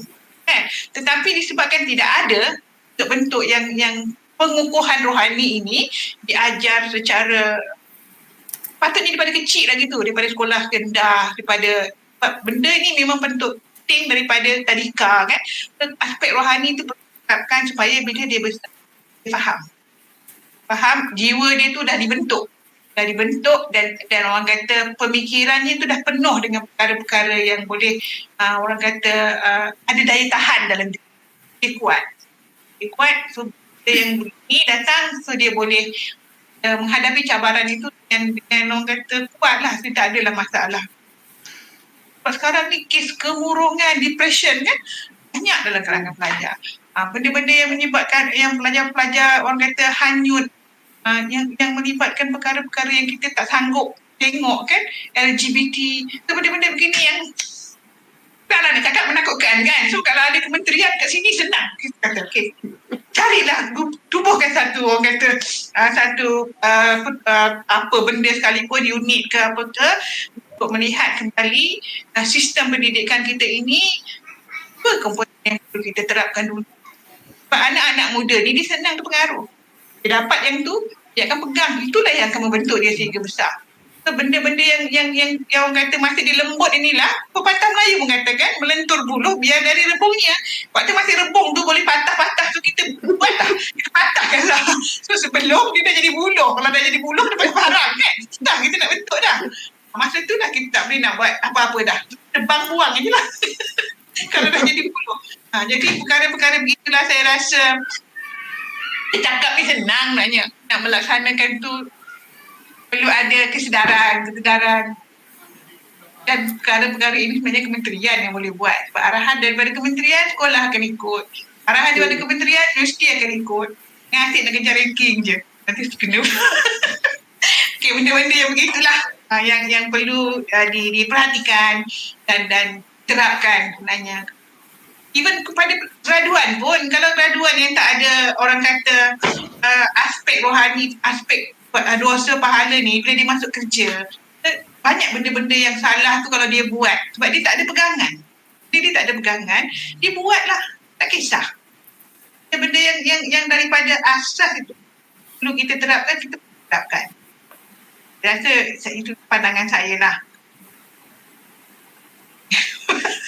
Pandangan saya sebagai seorang manusia biasa melihat apa yang berlaku pada hari ini, benda-benda begitu yang saya lihat memang tak dititik beratkan. Mak bapak di sekolah penting 5A, straight A's. Sekolah penting nak tengok A+ semua. Sekolah tak tengok anak ni kuat tak? Tahan tak dia uji? Kalau di rotan tak boleh, nanti report polis, sekolah saman, mak bapak sama sekolah, mak bapak sama cikgu, tak boleh. Banyak benda yang kita tak boleh tetapi merosakkan. Banyak benda yang kita nak jaga remaja, anak-anak kita, tapi akhirnya merosakkan. Tak boleh rotan, tak boleh marah. Kena guna pendekatan kasih sayang. Kita tahu saya dalam agama kita pun, mula-mula kita gunakan kasih sayang. Kalau tak berjaya, kita gunakan kekerasan. Kekerasan itu perlu kalau selepas kita menggunakan teknik-teknik lembut itu tak jalan, kita perlulah ada orang kata bentuk yang, sebab tu anak-anak kalau tak mau sembahyang kena rotan kan. Nabi pun kata kalau tak nak sembahyang tu rotan. Jangan dia dah tua, kita nak rotan dia bantai kita balik. Itulah pandangan saya. Cik Sarah, terima kasih. Okey, sebuah perkongsian yang amat menarik dan bermanfaat dari kedua individu yang hebat ini. Okey, itu sahaja masa yang kita ada. Jika terdapat sebarang soalan tambahan dari para pelajar, mungkin Profesor Salina dan juga Puan Adlina boleh kongsikan laman media sosial seperti Instagram, Facebook atau mungkin profil LinkedIn. Okey lah, saya punya Facebook tu nama saya kat situ, cari je lah, jumpalah saya. Saya tak guna nama samaran. Gambar pun gambar saya. Ke saya. Puan Adlina? Okay, just Adlina Iskandar je. Okay. Alright. Okay. Terima kasih Puan Adlina dan Dr. Salina kerana sudi menjawab soalan para peserta. Dan ucapan terima kasih juga kepada para peserta untuk soalan-soalan yang telah diajukan. Sebelum berakhirnya majlis kita pada pagi ini, peringatan kepada para peserta, anda diminta untuk mengisi borang maklum balas atau feedback form yang telah diletakkan di ruangan komen. Pohon berangan tempat bertemu, girangnya rasa si anak dara. Baliklah tuan membawa ilmu, binalah bangsa, bangunkan negara. Dengan itu, kita telah sampai ke penghujung webinar pada pagi ini. Sesungguhnya topik hari ini sungguh menarik. Sayangnya, kita kesentukan masa. Kami di CMAP ingin mengadakan lagi webinar seumpama ini pada masa akan datang. Kami berharap untuk terus berkongsi manfaat seumpama ini dengan semua. Diharapkan segala perkongsian yang telah disampaikan oleh Puan Adelina dan Dr. Salinah dapat diambil dan diaplikasikan dalam kehidupan kita. Semoga intipati yang diambil bermanfaat untuk semua pihak. Bunga dedap di atas para, anak dusun pasang pelita. Kalau tersilap tutur bicara, jemari disusun maaf dipinta. Dengan ini, saya, Sarah Irdina, selaku pengacara majlis anda pada pagi ini ingin menyusun 10 jari sekiranya terlanjur bicara sepanjang mengendalikan majlis. Kekal selamat dan kekal di rumah. Sekian, wabillahi taufik wal hidayah. Wassalamualaikum warahmatullahi wabarakatuh.